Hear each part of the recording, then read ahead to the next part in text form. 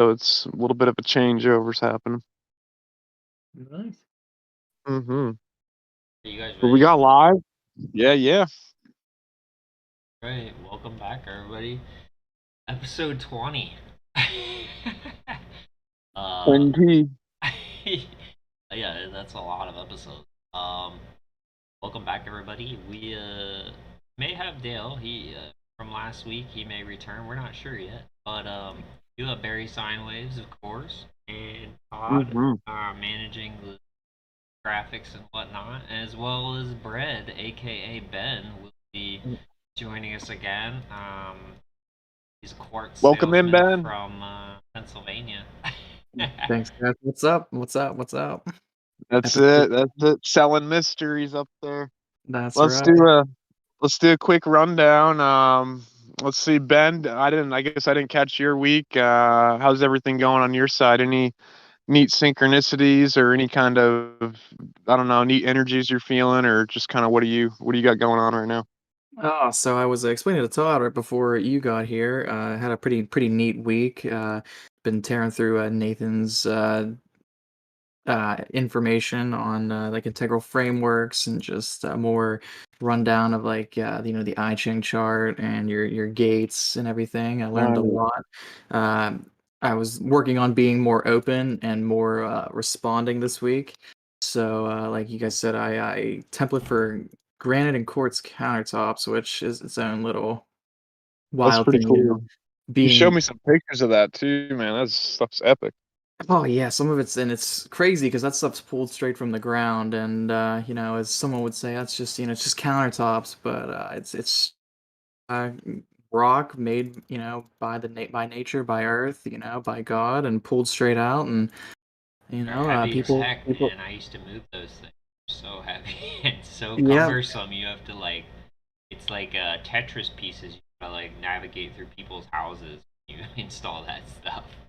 that's Oh exactly what wow. it is, and usually the more fancy, the more beautiful a stone is, the more brittle it is, which I think is Yeah, kind of that cool. is So kind of like neat. you said, it's like Tetris. Sometimes you got to work upstairs or around corners, and they have all this fancy terminology for their lifts or certain things because that's basically all it is once it's measured out. But yeah. And there's no room for error. I mean, it's not like you don't want to be messing one of those up. I mean, that's Slap. one crack, and I mean, there's probably ways to repair it, I guess, but that would just obviously suck. Oh yeah, there's I mean, not to dive into everything that I do, but yep, there's ways to fix it, but it's mostly just it's like you're filling your teeth in. It's the same polymer, it's the same process. They use ultraviolet light to put like a polymer in, so you can fill the Hmm. cracks, but you can't really ever put that. I mean, it's either going to be the stone mixed with glue or a polymer. So that's also, in my opinion, when I was first learning how to work with it, it was cool to work with I stone feel 'cause. like I feel like that's what our human structure's getting into. We're learning how to pretty much fill the cracks at this point, and or transmute them and remelt them into their original granite form or something Yeah, like and a constant state. Yeah. just to go off of that, I guess a good base for this podcast would be I'm into the occult, esoteric, just as much as any of us, I suppose. But I always found it Mm-hmm. cool how your thoughts or what you say affects your immediate reality. So a cool little story Mm-hmm. working on a granite. Yeah, and I've confirmed this with a couple people there, so it's actually not just me happening to, but like I said, on certain exotic granites, whenever you cut out, like say the sink, you'll have like little micro fractures and little cuts just from where like the stone has pressure on it. So whenever you're Mm-hmm. going to polish those, you polish those out. So I always attributed it to, I guess, the Masonic point of view, where you're working on that rough stone and you're trying to make it the perfect stone.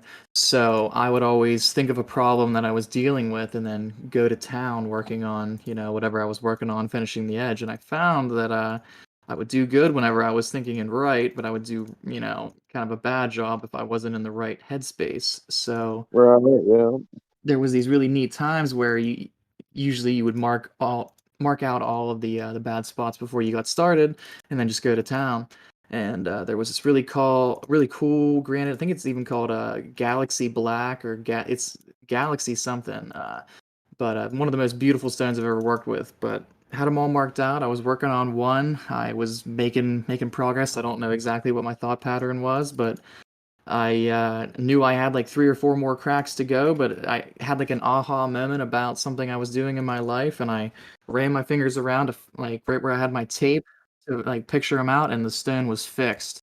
It And was, yeah, that's it just awesome. it like you know that there was a crack there, but something happened and you turned around and it was fixed. It was like the frequency of that stone reacted to your magnetic field of whatever thoughts you had. And there was this guy. He's Lutheran, but he was telling me we had like a little esoteric thing. It was pretty cool. He's an old dude, but he we were installing a countertop. The same thing happened, and he's just like we looked over and he's like, I knew we had to fix this. He's like, where's it at? I can't find it. And I'm like, I know for a fact that there was a crack in this countertop. Like, where is it? And yeah, a couple times, man, it's weird to see. I don't I know how mean, to ostensibly prove it, but that stuff definitely reacts to the environment around it.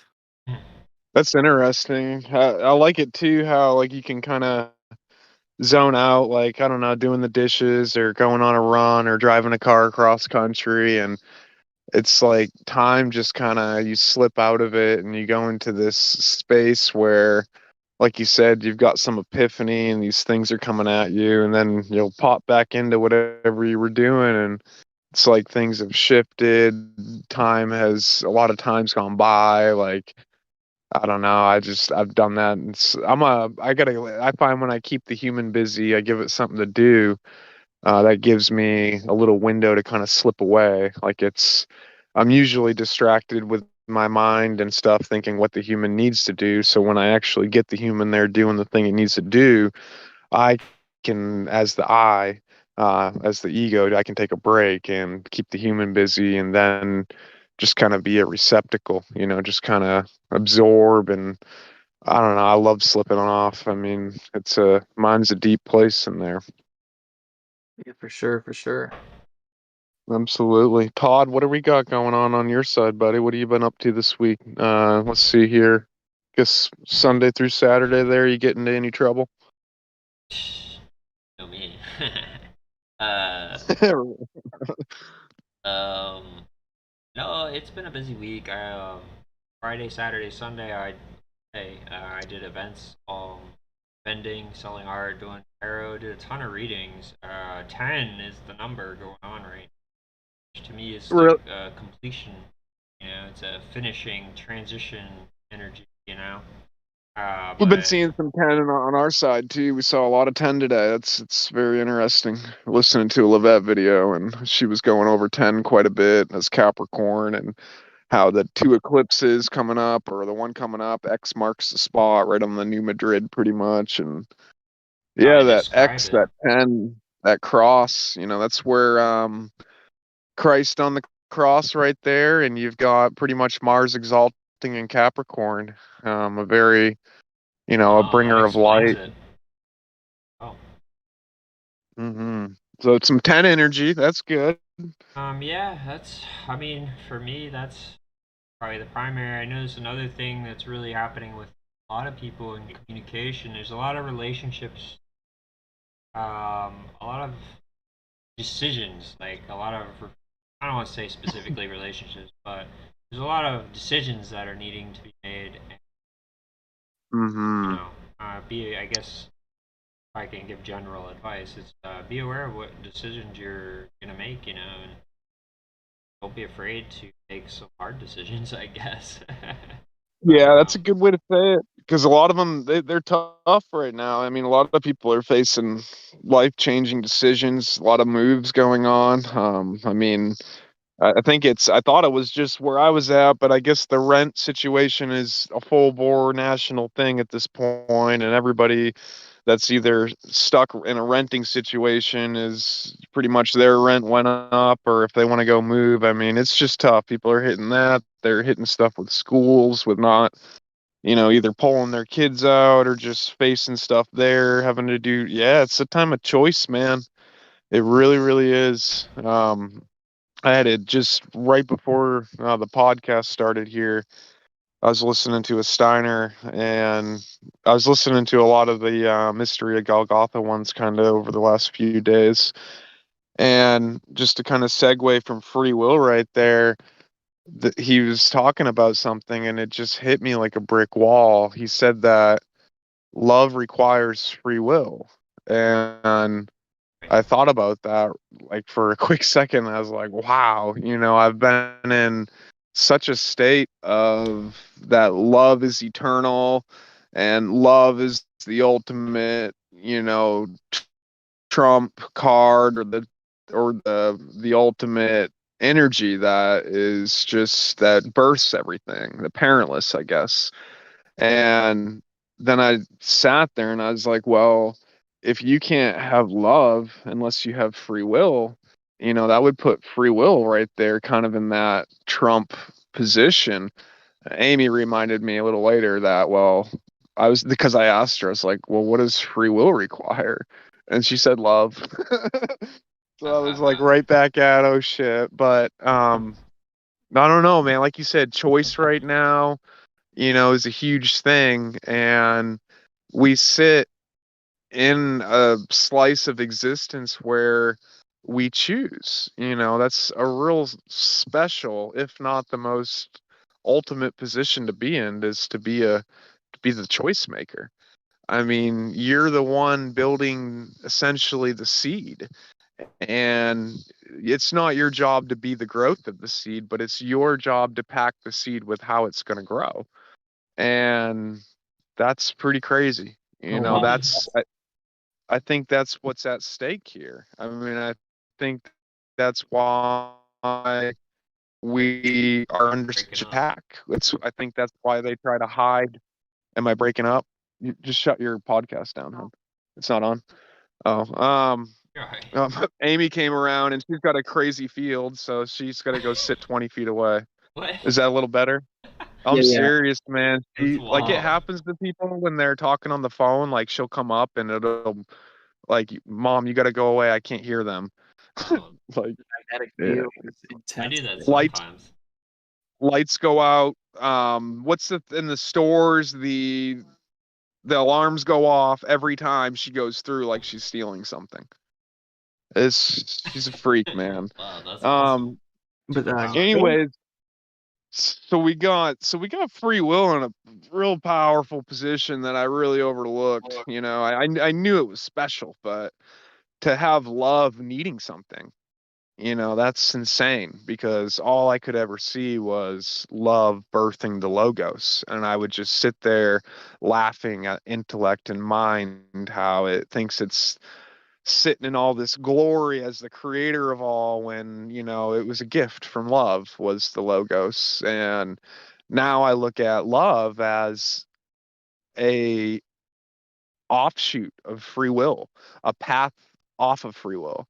And I think in this episode, Steiner was getting into how the Lucifer effect and the evil was a gift from our own selves, from our own creative selves to further ourselves, and we would have a stronger love. We would have a more secure love after going through it, and it had to be chosen.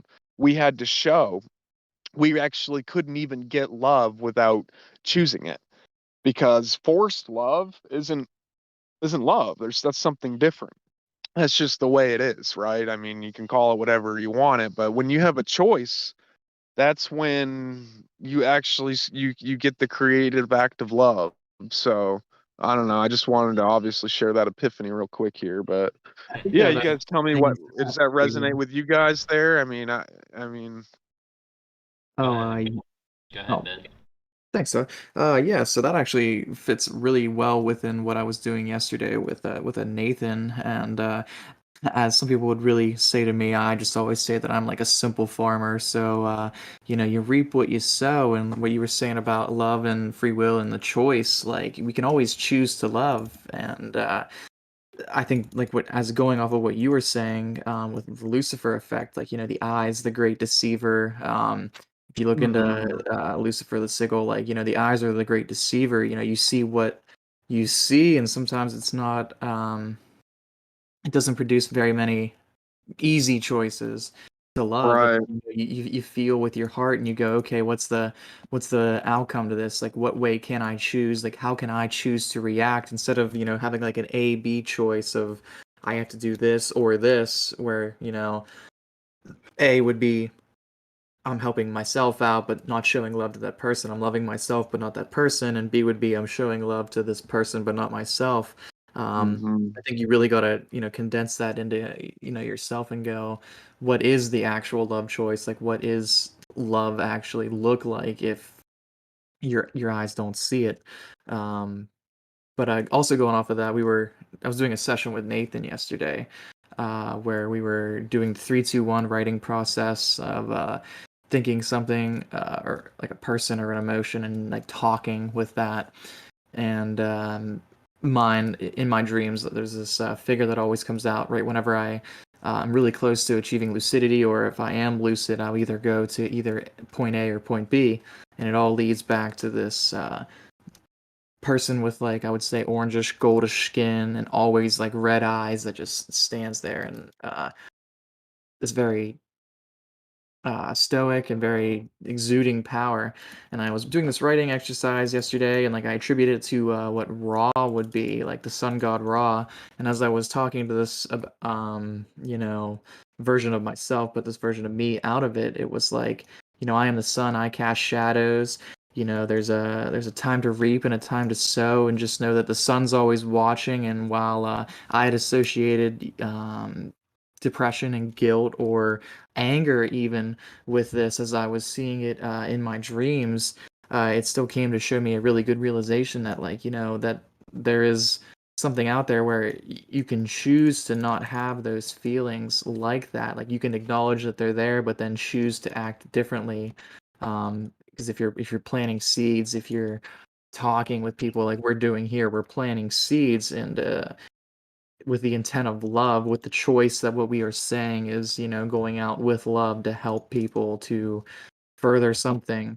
I think that really exemplifies like the meaning of you were saying of like we choose to do this, because some people would go out and say I love you, just but that is that really love? Or like someone that always Hmm. wants to reassure just because they think that person would like that, even though it might be like a hard truth situation. I think that I don't know. I think there's definitely a lot of layers to that whole love, what you see, what you say, kind of planting Hmm. there. Yeah. It's I mean, Steiner says that this is the only way that we can penetrate the eye Hey guys. is through. Hey, Dale, is that Dale? Yes, Yes, it is. sorry I'm a little Hey, late. hey. Hey, you're fine, Dale. Welcome in, buddy. And we're just kind of recapping on just our weeks in general. And then we've got, right now, we're getting into a little bit of how love, having a necessity, a requirement of it is free will, and how the Lucifer effect in itself brought into this system was an act. Steiner is saying to penetrate the eye, and penetrating that eye is really what that Christ energy is it's the Christ kind of in control of that eye, choosing to be like it's an act of a choice. It's you choosing to accept that Christ energy with you and be the Christ energy, kind of. But yeah, Dale, welcome in there. You're welcome. Thank you. Yeah, absolutely. Yeah, Ben, that was great. What do you, Todd? Did you have some thoughts on that? Well, pretty far along. Uh, Yeah, I mean, well, we talked about this, I think before. I'm always very cautious in I just feel regards. so blindsided. It's blindsided, I've had this, I've had love in this position inside of me that was really the center, and it's not like I'm just chucking it out. I mean, it's Right. obviously still there, but at the same time, love can't exist without this other thing, which makes me stop in my tracks and like, holy crap, we're missing something here. Okay, we need free will. We need there to be choice. That's what Without makes it choice, magical, right? Because the choice is the tension.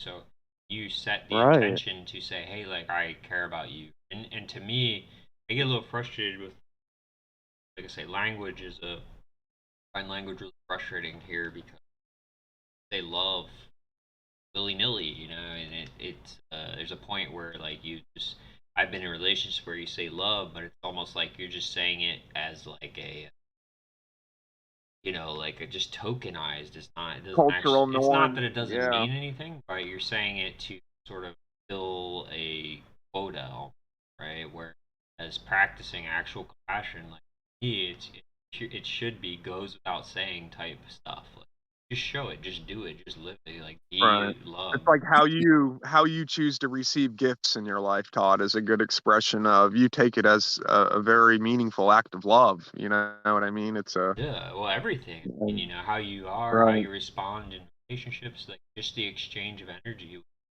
a conversation, how you interact with people, all of that is an opportunity, right, to uh, right.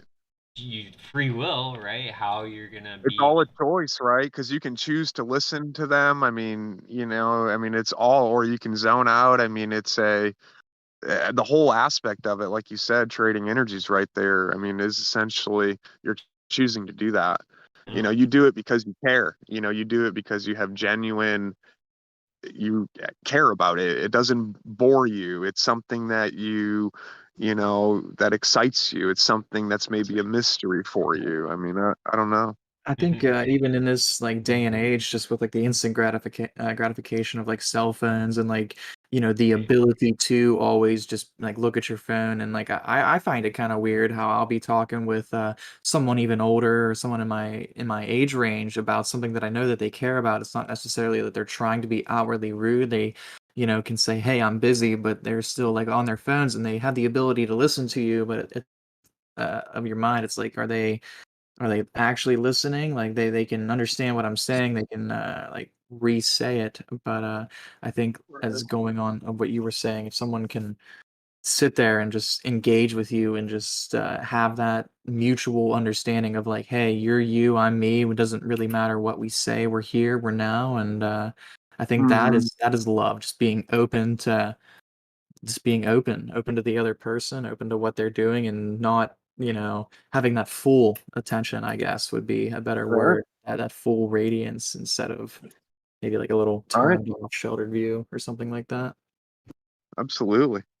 Well, I think this is a great, great, great segue into, I really want to see if, while we got Dale here, if we can, I'm really hoping we can dive into the Golgotha mystery. I really want to get into some of the physical mysteries and the nature of just Christ. We can keep it real general. We don't have to, go into necessarily, and I know it's deep. I know everything has layering on it, and that's okay. It's I know we before, I think we were kind of left off. We were getting into the four bodies, yeah, and they're kind we of had the all over the place. mineral. Yeah, we were, but that's how it is. I mean, Yeah. it's kind of little tangents connecting, and it's okay. It's fun, it's enjoyable, and I think everybody's getting a lot of good stuff out of it. So, Would but Dale yeah, like? Dale first. You'd like to I was share gonna ask. about his week? I was just gonna say, Dale, yeah, if you want to tell us, real quick, any synchronicities in your week, or how to go, what you been up to, buddy?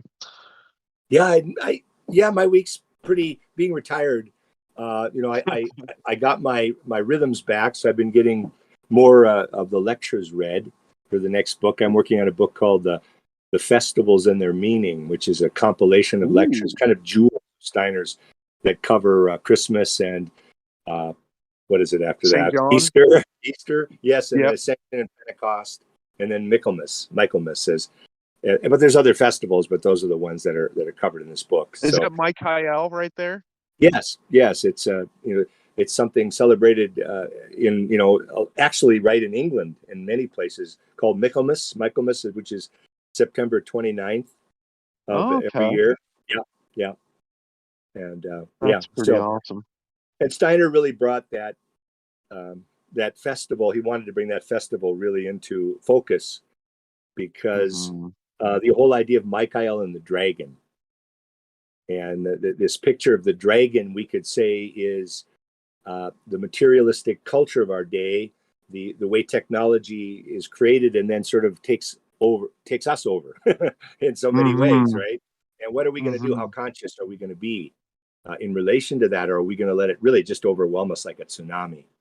Which, you know, and you guys were bringing that up even now, right? With cell phones and people sitting together having dinner and everybody staring at a tiny little box screen in front of them, right? And nobody talking to each other anymore, you know, kind of thing. I'm gonna feel that a lot stronger than you guys are. It's funny. Yeah. We were just talking about that. It's funny. That's kind of how I feel. Like I want to get into a point in my life where I'm actually having conversations, like not in front of the TV, not in like by phones, and just that little brief moment of, hey, we're having dinner. But yeah.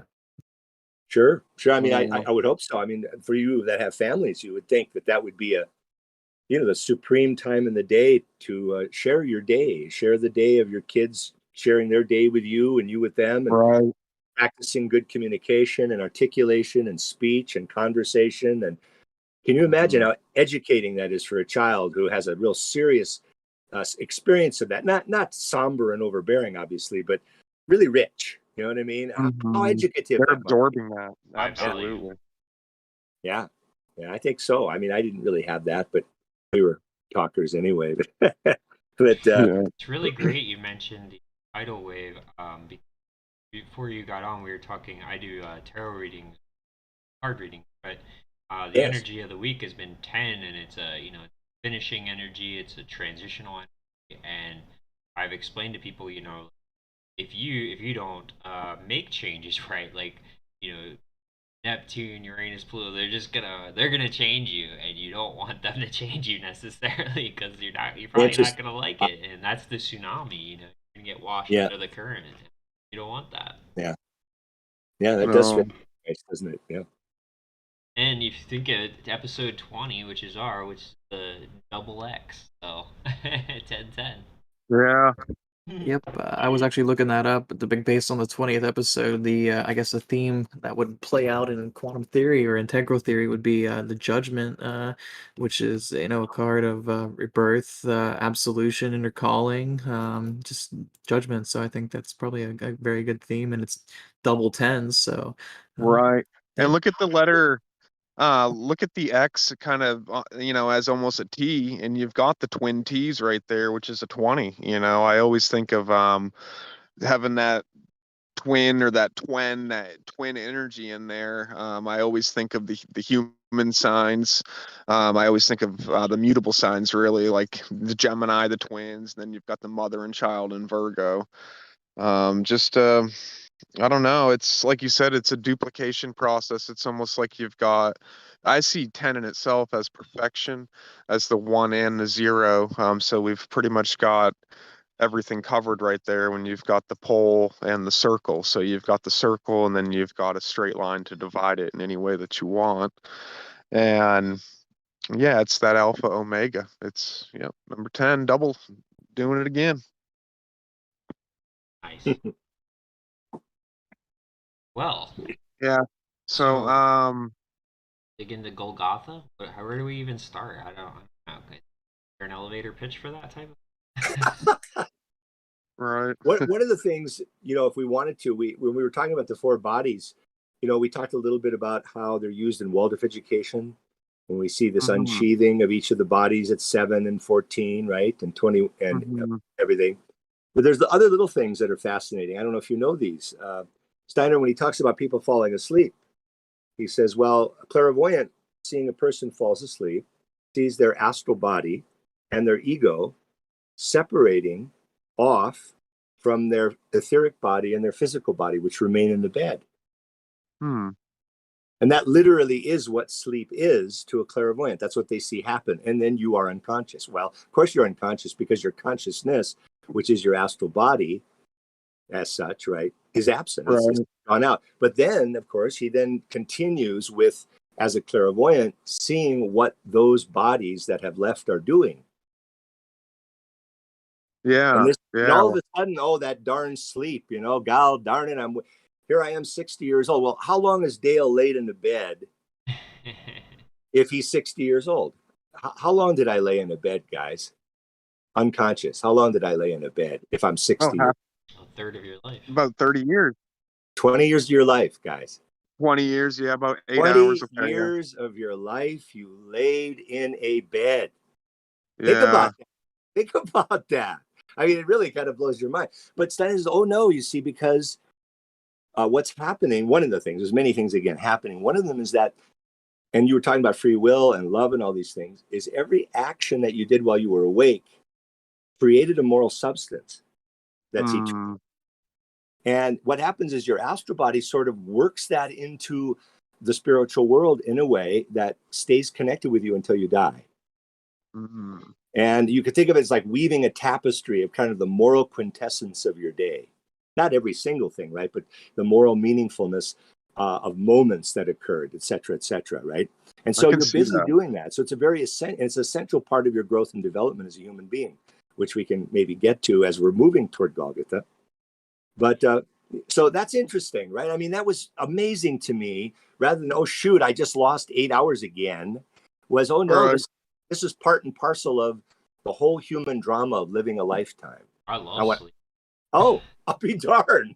You know, we lost. I didn't learn that one in school. No, really. They should. Now, if I remember correctly, one of the first things we unpack is our sleep and moon forces, right? Like when we leave our physical body, we have to, unwind that or unpack that per se.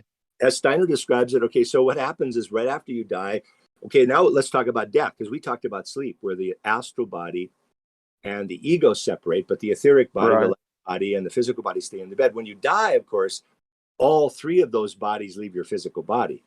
So when you die, a clairvoyant sees the etheric body leave and the astral body leave and the ego. And then, of course, the physical body just keeps doing what it's always been doing. It doesn't change at all. It just continues decaying as it was from the day you were born, as it were. And it just doesn't have that body rebuilding it anymore. And what happens is that because we haven't been able to really access our life of memory directly, we have to access it through its reflection in our physical organism, because that's the nature of consciousness in our time. Wasn't so in the past.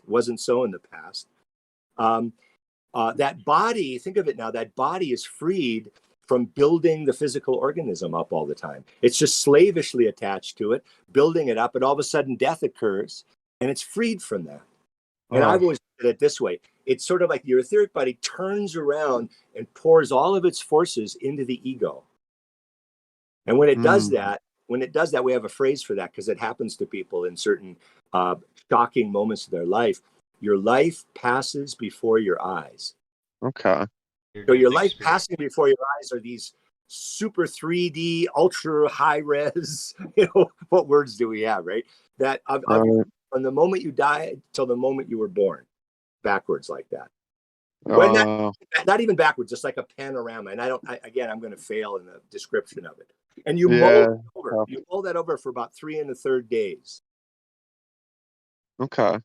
So you're so that's where the wake, for instance, in the old Christian traditions, and then also the Christian community that Steiner helped found, even though he didn't found it, he was asked to help guide it into existence. It's kind of the 7 sacraments which come from the mystery schools, not from Catholicism, but Catholicism adopted them because they're true. Right. One of them is the wake, right? One of them is this 3 days after, right? Yes, stewarding the body for 72 hours after that. And part of that is a picture of keeping that body quiet and protected and undisturbed, so that this process, who knows how much it would bother that process, because it's already pretty spiritual, but you probably just want to make it an ideal space so that the human being can have that first, what's happening, right, is you're transcending the myopic nature of being an ego being. Here you are, right? You have your experience of everything in your life, and you don't have the experience of everyone else, right? Which is pretty sad. Sometimes we do. Empathy, compassion is there, of course. So we have that to some extent, but we really don't have it to the degree that, you could say it's really there.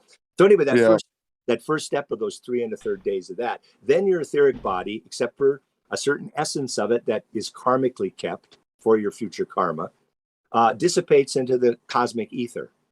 And then you move into the astral realm, which is from the earth out to the orbit of the moon. Okay. So you expand kind of out to the boundary of the moon sphere. It says you get that large, by the way. Yeah. And you continue going out planet by planet in a process of excarnation and That's involvement right. and interaction with the hierarchies. And what So you happens kind of there? unwind your Mars, unwind your Yep, Jupiter. yep, Yep. yep. You do all Okay. that, and it's different now after Christ than it was before Christ, which maybe we could get into if we get a chance, because that's the difference you might Yeah. say between astrology and astrosophy. You might say, Okay. okay, we talked. Okay. And I'm not an expert on that, so I couldn't really make it definitive. But what happens then is you go through your life backwards from the moment you die to the moment you're born. And Steiner says you do this totally as a constructive, positive, developmental, evolutionarily good thing. Okay. Even though that's gotten bastardized and distorted by purgatory and all that kind of stuff from the religions. But what you're doing now is you go through every moment of your life and you experience what the other person experienced by your deeds. Mm-hmm. And you experience it far more intensely than you did. Let's say I got mad at somebody and punched him in the face and I felt powerful and all this, right? Instead, you feel their pain and their maybe shame or whatever else they may have experienced. And you experience it very, very intensely. So, because without your body, you really have an experience of your emotions that is very powerful. Right. Okay, very, very intense. But it's a learning thing. It's a cleansing thing. And there is a time where you have desires for aspects of the world that need sense organs in order to have those desires satisfied.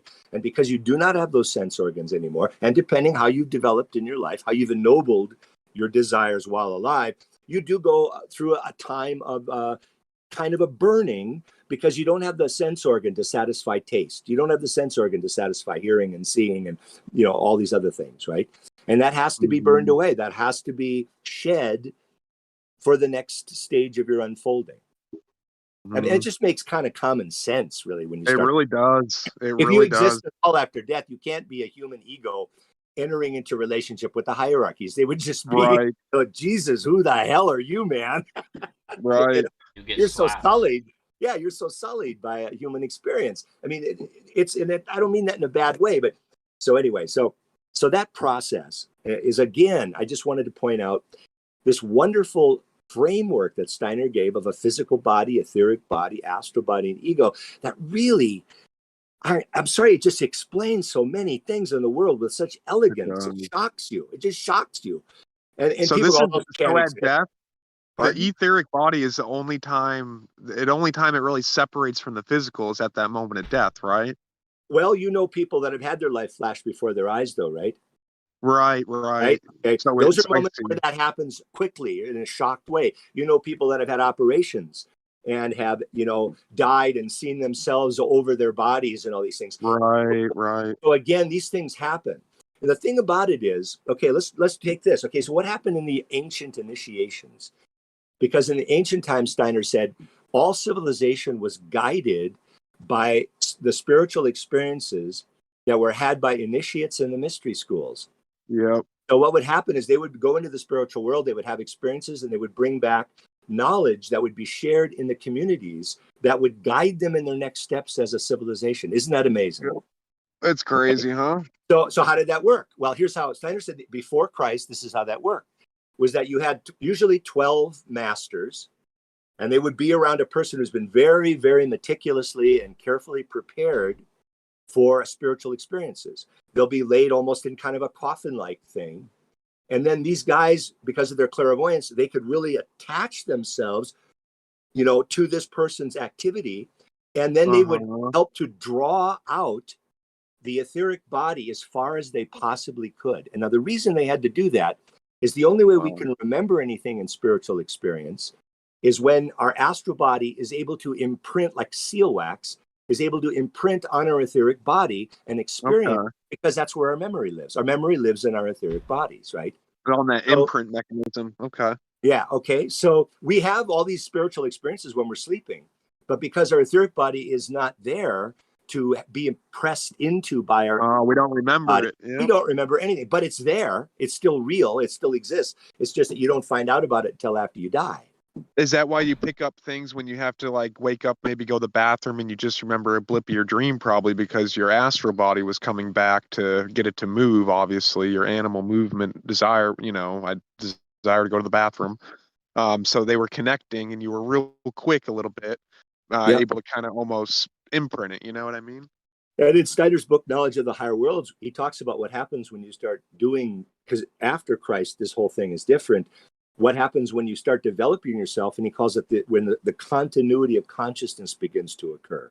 So really, Steiner had not a very high opinion of dreams in general, I'll tell you guys. Okay. Right. He thought at this point, without any spiritual development, it's just an erratic interaction of the astral as it enters back into the physical, hitting the organs, hitting the etheric. And people go, ooh, I had this dream, ooh. And he would go, yeah, well, that's because your tooth ached. Or because a chair fell and you thought it was a gunshot, or you got too hot under your covers. Now, frankly, I think he minimizes it too much, because I really like Jung and I've studied a lot of that stuff. The problem was he just, I think, was worried that people were going to get wrapped up in kind of their inner life before they'd done the work. Okay, he was very before practical. they've done the work. Yeah. Don't just fall into yourself and just get so self-absorbed in these fantastical experiences, right? Sure, there's probably some wisdom there, but you really need to do the work, because when you do the work, he says, your consciousness will change so drastically. You'll start to have lucid dreaming, right? You'll start to have a dreaming kind of dreaming where you're in control of that experience. And then it's all a completely different thing. Okay. Just to kind of, in case you read that in, you'll notice it right away how he dismisses that kind of thing. Right. Yeah. I always saw him using sleep as a healing mechanism for the physical body. Absolutely. Yeah. So that's the way I've always viewed it too. So let's look at that aspect of the astral body as well. This is quite surprising. This is quite surprising, guys. Is the astral body, when it enters into the physical body, it has to destroy some location in the organism in order for consciousness to wake up in the body. Oh, wow.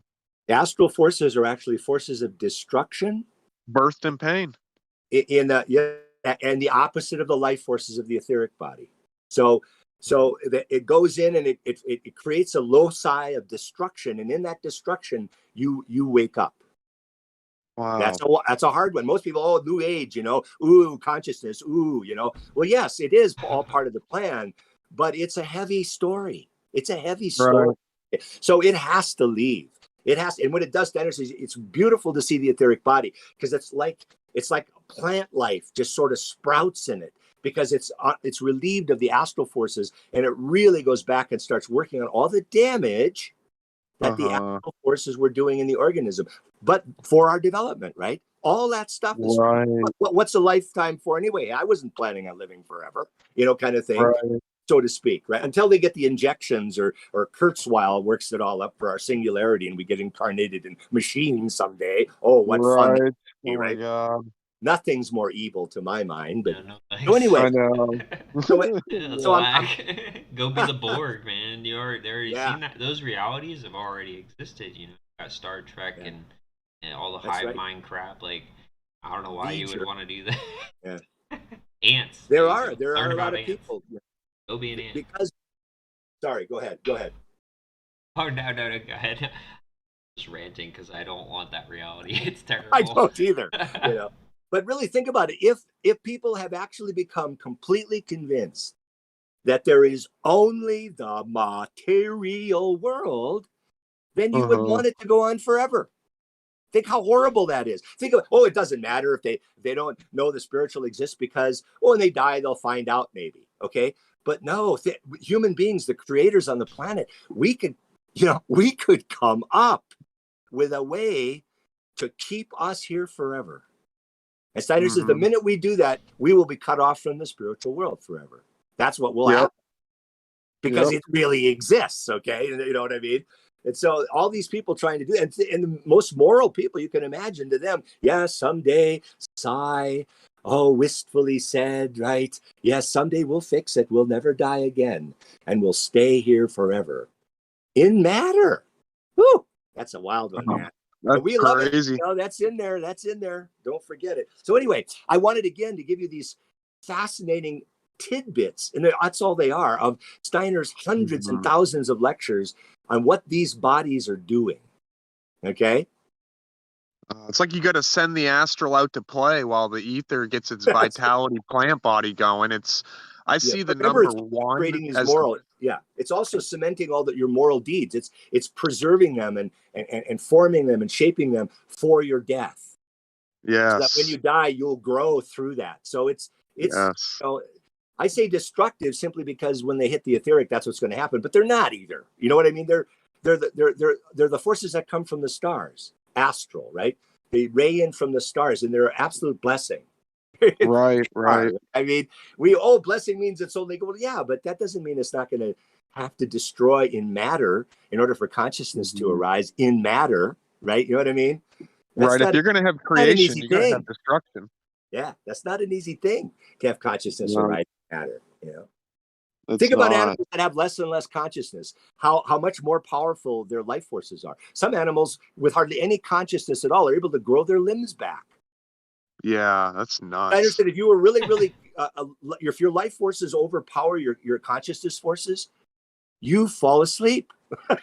That's Mhm. exactly what happens. You fall. Yeah, it totally It would. pushes your It astral would body out of overtake your you. body. You know, Hmm. so it's really cool. I mean, all these things. Anyway, so okay, so let's go back now. Well, so when we talk about the nature of the mystery of Golgotha, we're talking right about. Well, what do you guys? First of all, let's ask, right? You got to define Christ, right? Because a lot of Well, and we'll people, get to that. But what do you guys think? What does it mean right now in your own working knowledge? What and from what you've read and whatever, what does it mean that this thing called the mystery of Golgotha occurred to you? I'm okay, curious. Go yeah, ahead. I can. Yeah, start us You off, want to? Mike. Okay, buddy.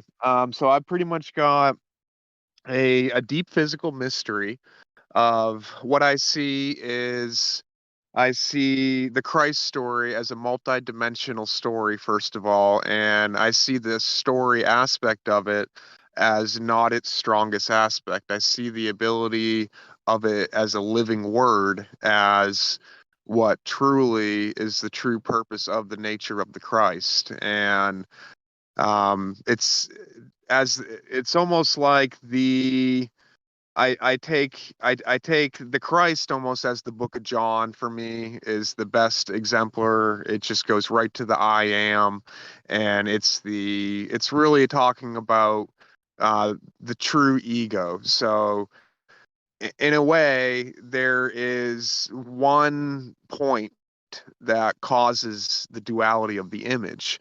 So you've pretty much got the meridian, and then you've got the left and the right.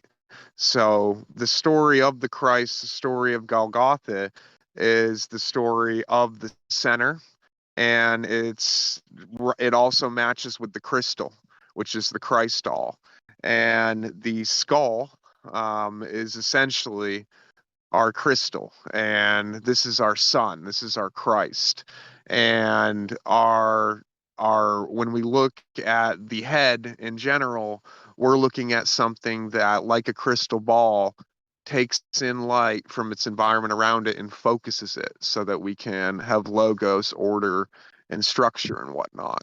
And then I see that as a sun force, and then I see the spine as essentially the moon forces at the base of the spine, the sacrum.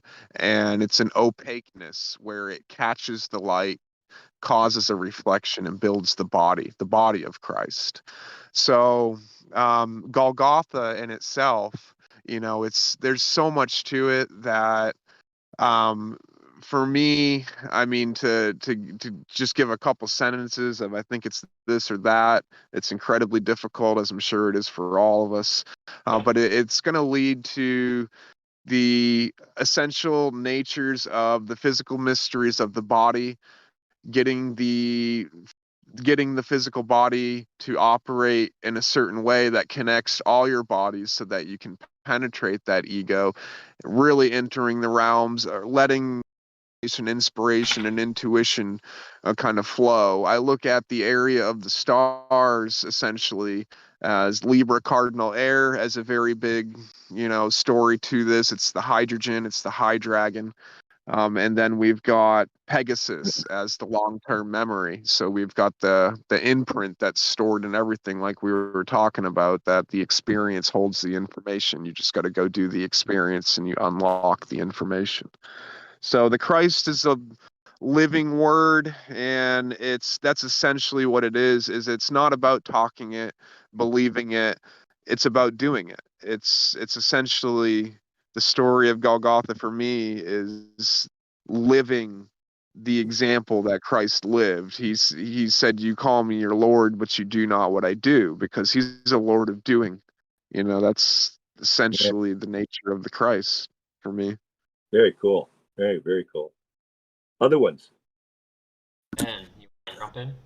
Oh yeah, this is the mystery of the skull to me.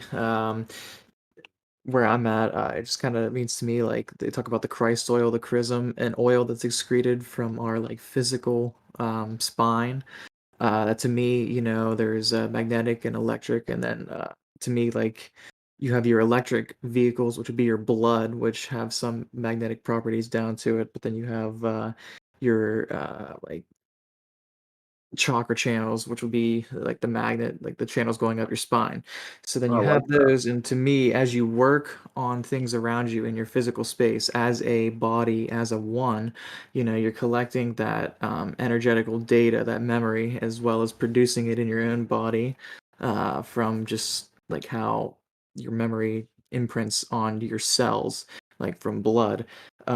So my theory is that as you work on that through like say a month cycle, a year cycle, the whatever cycle that you're going through, because there's cycles within cycles. So we'll say a month in this decision. That 28 days is a moon cycle, so that's when the moon, the magnetic forces are working to do it. It works that oil up your spine for 28 days, and then on the 28th day, it's kind of like the judgment, the Christ going to Calgary, like Golgotha, the skull, the place where the brain's at, that little vessel, in my opinion, of like your ego, like where the pineal gland is. So as the 28th day goes up, you're put to trial basically from what you chose to do in the 28 days of your little like semi lifespan, or whatever. You can scale it up and down. I'm just using a month in this example. So, but then you're charged, and everything that's like bad is put to trial and then hung on the cross of crucifixion. You die like 3 days later, 31 days in a month. Then all of a sudden, your oil, that magnetic fluid that's moving up your spine, it's cleansed, it's crucified, and then that's why I think on like a larger scale, going to say the year instead of the month, you have like Christmas, where it is a big allegory for the Christ oil, like things coming back to you, presents if you had good karma, good decisions, things like that. That whole Santa story. So I think, in my opinion, the mystery of the skull is just like ways that you work your consciousness to be able to go back on that like choice decision that we had of like, do you choose to love, do you choose to do whatever. Yeah. Yes. Yeah. That's Cool. beautiful, Ben. Yeah. And anyone else? Didn't hear that. You can go ahead.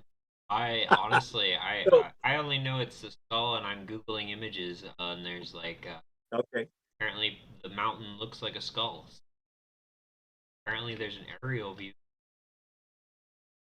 And it was called the place of the skull. Yeah, that's exactly right. I think that's what Golgotha means, right? I don't know the Right. Hebrew, but I believe it's. I do want to Yeah. share one thing though that is sort of a Yes. synchronicity in this regard that I learned last week or a few days before last week's show. I don't think I mentioned it, but I learned recently that Atlas is considered to be the top, it's top spine before your skull, and I thought, well, that's really interesting. Yeah. Atlas Axis is shrugged. under it. Mm-hmm. Yeah, so I Huh. don't know how that relates right now, but I do want to mention that. I found it really interesting because you think of Atlas, and I watched the movies of Atlas Shrugged. I didn't read the whole book, but I got the gist, I think, and it's just interesting to think of that whole thing. Now we're talking At about last. yeah, we're talking about skulls, and it's like, okay, well then that would mean Atlas is holding up Golgotha, I guess. Corpus callosum, and it leads right to where the brain and spine kiss, Yeah. and the Yeah. like, Interesting. and that's the area I've been working on. I use the axis; that's where the axe is, and that chops away the fibers that are eating away my oil, because your body, your desire system, it likes to spike into that oil and it kind of clogs. Those are the chains of Leviathan in there. And I think the Atlas shrugged part is literally like loosening that area of your body so that you can have that area free of restriction. Very cool. That explains yoga, and it explains if you're looking down at your phone all the time, you're affecting the way your goes into your skull. Posture is important. Yep. Yeah. So here's a couple of wild things to start off with on this. Again, I'm going to try to share Steiner as clearly as I can, but always forgive me if you go through reading it and find I said something, slightly wrong. Oh, Dale, you're fine. You can mix in you and Steiner, your own, and just go for it. So one of the things that's amazing is Steiner said, well, at the time that the Christ incarnated, there was no, if he would have tried to incarnate without suitable preparation, any body that he would have incarnated into would have been destroyed almost immediately by his presence. Yep. Because he was the last to incarnate. Yeah, the organism was so polluted from karma, right? And from many, many, many, many thousands of incarnations by human beings collecting all this karma. It affected all their bodies. All their bodies were hopelessly polluted. Interesting, huh? I mean, there were probably exceptions, that is crazy, but that's interesting. The second thing is the whole notion of avatars.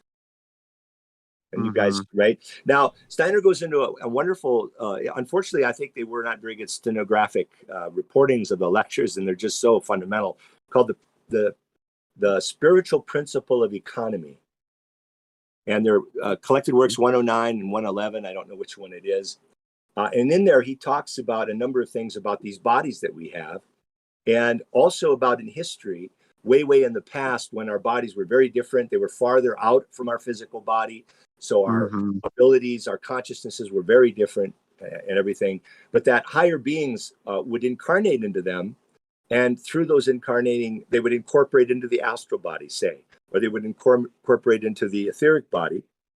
And that was another way that civilization was guided at one time. Even though this person might have been the normal person everybody kind of semi-knew in Atlantis or before then even.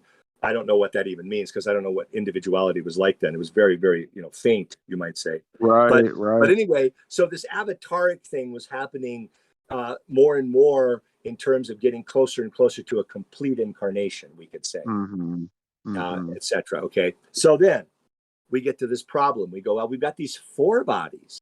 We don't just have if I may say it this way, this simplistic picture of Christ incarnating in the body. Okay. Well, no, actually, all these bodies had to be prepared. Physical body, body, and astral body all had to be prepared. And so this is fascinating. But we have two books of the Bible, the Gospel of Luke and the Gospel of Matthew. And those two books tell shockingly different stories. For instance, in the Gospel of Luke, he's born in a manger. In the Gospel of Matthew, he's born in a house. In the Gospel of Luke, he has to, nothing's mentioned about Herod and the killing of the thousands of children, which happens in the book of Matthew. Well, that's a pretty important story. You think it'd be mentioned, right? And there's actually a huge number of different. In fact, here's the biggest difference of all. If you read the lineages that are in the Bible, when you get to David has two sons named Solomon and Nathan. Well, the book of Luke is the book from Nathan all the way down to that Jesus child being born. And the book of Matthew, which is, we could call him the Solomon Jesus, is from David all the way down to the child being born. So they don't even have the same lineages. They're from two different men. This is right in the Bible, okay? And people just don't look at it. So here's Steiner not reading this, okay? He says anyway, that he did not read any of this before he did his investigations on the nature of the Christ and the mystery of Golgatha. But after he did, and he went back and read these books, he realized what they were saying, okay? And whether you're going to handle this story very well or not, it's very strange. At the same time, it's so captivating because all the contradictions in the Bible just disappeared just like that. And you're going, whoa, that story. And here's another important thing to remember, and it's true still to this day, is that in those times, a lot of people gave their children the same names. So Mary and Joseph were incredibly common, like Muhammad is. My wife, for instance, has like 5 Cornelias in her family. Okay. Wow. So think about that, right? So that's part of the story people kind of freak out on when I get to going on it, because there's a lot of Marys and Josephs in those days. It was not those are super Miriam and whatever Joseph is in Right. they're very common. Everybody So named their kid after their mother, Okay, so here's the two stories as Steiner describes them. And the reason these stories are told is because we're trying to figure out how to build a body on the earth that the Christ would be able to sustain his presence in. Got it? Got it? Okay. So the first part, he says, is there was a time when the planets were all one planet, and then over time, the parts of them separated off. And he always says they separated off from the earth. So he says there's a time that came when the sun separated off from the earth. And the spiritual beings that were embedded in that singular planet, their evolution required that they work from outside the earth. And so they made the sun, and they live on the sun, and they continue their evolution and our evolution from that point of view. And then later, but then what happened was that the earth calcified really fast. And you guys probably read this in Steiner. And it calcified so fast that after a while, human beings couldn't find any suitable substance in which to incarnate anymore for their reincarnations. It got harder and harder and harder after the sun. The occupation. Yep. Okay. Yes. So what happened was that a part of the earth was separated off called the moon. Okay. And that was separated off. And when it did, it created this kind of wonderful balance that we live in to this day. But when it did that, that was when, right around that time, it was the middle of Lemuria, as Steiner calls it. And as the moon was separating from the earth, the spirits of form, the exousiai, the Elohim, as they're called in the Bible, bestowed the ego on a form of the earth that became the human being. And by the way, one of the things that happens when the ego is bestowed is the human being stands upright, perpendicular to the earth. To go back to Atlas there, for a moment. Okay, it's pretty wild. And your hands are freed. Actually, what you do is you completely sacrifice the lower half of your body to the earth, so that the upper half of your body can participate in the activity of the cosmos. That totally makes sense. We're the only being that truly. Steiner talks about penguins and stuff like that, but we're the being that truly has accomplished where we truly sacrifice half of our body to the earth, so that the other half, hands can manifest. The uprightness allows the ego to be here. In fact, everything else that occurs with the ego occurs. Okay, so this begins. But he said when this happened, the higher powers took part of Adam's etheric body, and they pulled it back into the spiritual world, and they never let it incarnate. It stayed in the spiritual world, whereas Adam then went through his incarnations as a human being. This special Adam word we'll use, okay? Whether Adam and Eve and all that, that's another story. But they call this being Adam, whose part of his etheric forces were kept back by the higher beings, okay? And it never incarnated. It stayed pure all the way until the big moment, okay? And it became called the Nathan soul. Okay, so we'll go to there. So, okay, let's just finish that part of the story. So in the Gospel of Luke, we are given a description of a body being prepared in the Hebrew tradition, so that body would then have as its life body, when Mary had her child, this life body was this Adam's soul life, is etheric life that had never been sullied by being accruing any karma through incarnations. So that body was extremely special, okay, that etheric body. And then it worked on that physical body in a super special way, because there was no pollution from the etheric body to cause any damage. Okay, so far so good? Any questions or comments? Does that make any sense? This is perfect. I just got it on mute so you don't get background noise, but this is great. Thing real quick? Yes. What I love is I've listened to a lot of Steiner this stuff, and he says that we are your head or whatever. I hate these words. Your head is already dead. Your brain's already mind's always it's dead. Like it wants to die. And your objective here is you're preparing your body. So it's like it's literally like Atlas shrugged. So you use your head.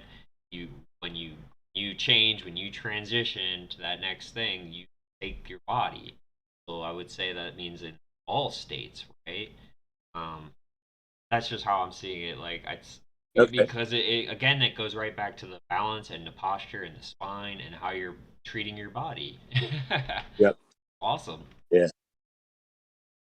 So we have this physical body in the Luke gospel. We have this special, what's called, he's called the Nathan soul, because this comes from the Nathan line of Solomon. He had the sons David and Nathan. And Nathan, Incarnate. yeah, Nathan's lineage is described in the Gospel of Luke. That's the lineage, not the other one, right? It's only one of the children. Okay, get ready for this. And then also Steiner then talks about when the shepherds who are in the Luke Gospel, they are not mentioned in the Matthew Gospel. That's the Magi, right? It's the shepherds that are mentioned in the Gospel of Luke, when they have the glory to God in the highest experience, right? And know they need to go to the manger because something special's happened. Steiner says that's a picture of what's called the Nirmanakaya of Buddha. And in the higher worlds, all these beings, are cooperating for the great moment of Christ's incarnation. This is an extremely huge moment for the evolution of humanity. And in fact, we'll talk about this if we get a chance, the evolution of the hierarchies as well. And what the hell does that mean? Well, that's a pretty amazing statement, right? Even the higher beings are affected enormously by the They seeded it incarnation. all. Mm-hmm. Okay, so the Nirmanakaya, which is this purified astral body of Buddha, that was his great deed, right, of purifying the astral and bringing love and the teaching of love and compassion to the world, right, through his purified astral body. That became a covering over this Nathan child. So he didn't even, his astral body, which was sheathed anyway, right? It's still, that doesn't happen until you're 14, where your astral body is unsheathed. But his astral body was very carefully protected by the Nirmanakaya of Buddha. So here we have this incredibly pristine, shockingly beautiful being called the Nathan Jesus child.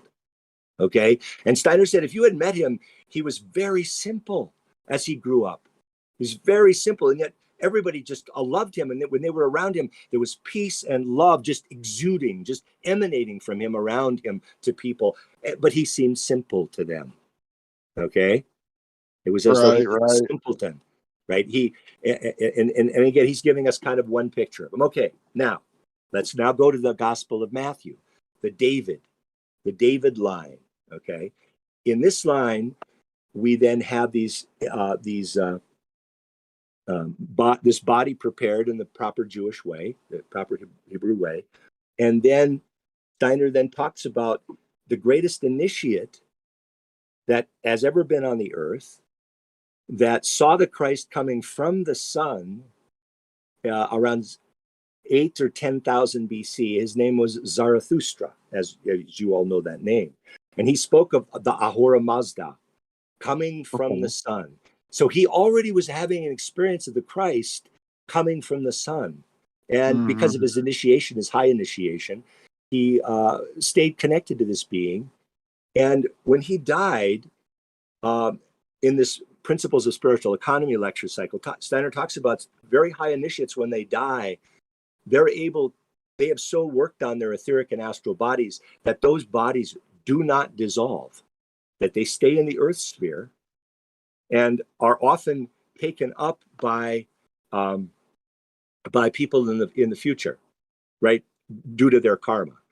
And we'll talk about that in a second. So what happens with Zarathustra's etheric body is Moses's etheric body was this body of Zarathustra's.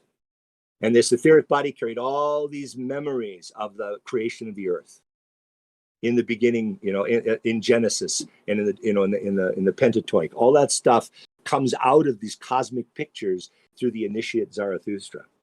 Okay, now this matters. That's why I'm bringing it up, but I'm not going to dwell on it. His astral body became the astral body of Hermes Trismegistus, who became the founder of Egyptian culture. All right. So this is how huge Zarathustra was. Okay, he was incredibly powerful, the greatest initiate who's really ever lived.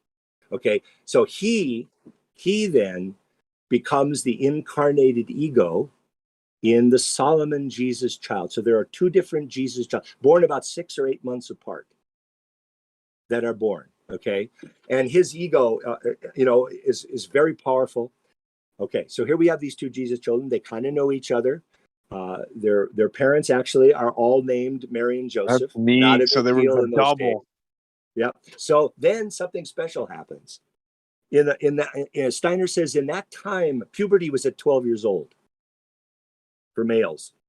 So what happens is, okay, and remember at puberty, the astral body is going to unsheath. All right. And so what happens is there's a beautiful mystery story told in the Bible. I believe it's in the Gospel of Matthew, but it might be in Luke. I'm not sure. Maybe it's in both. And that is where they go to Jerusalem for the festivals, the family does.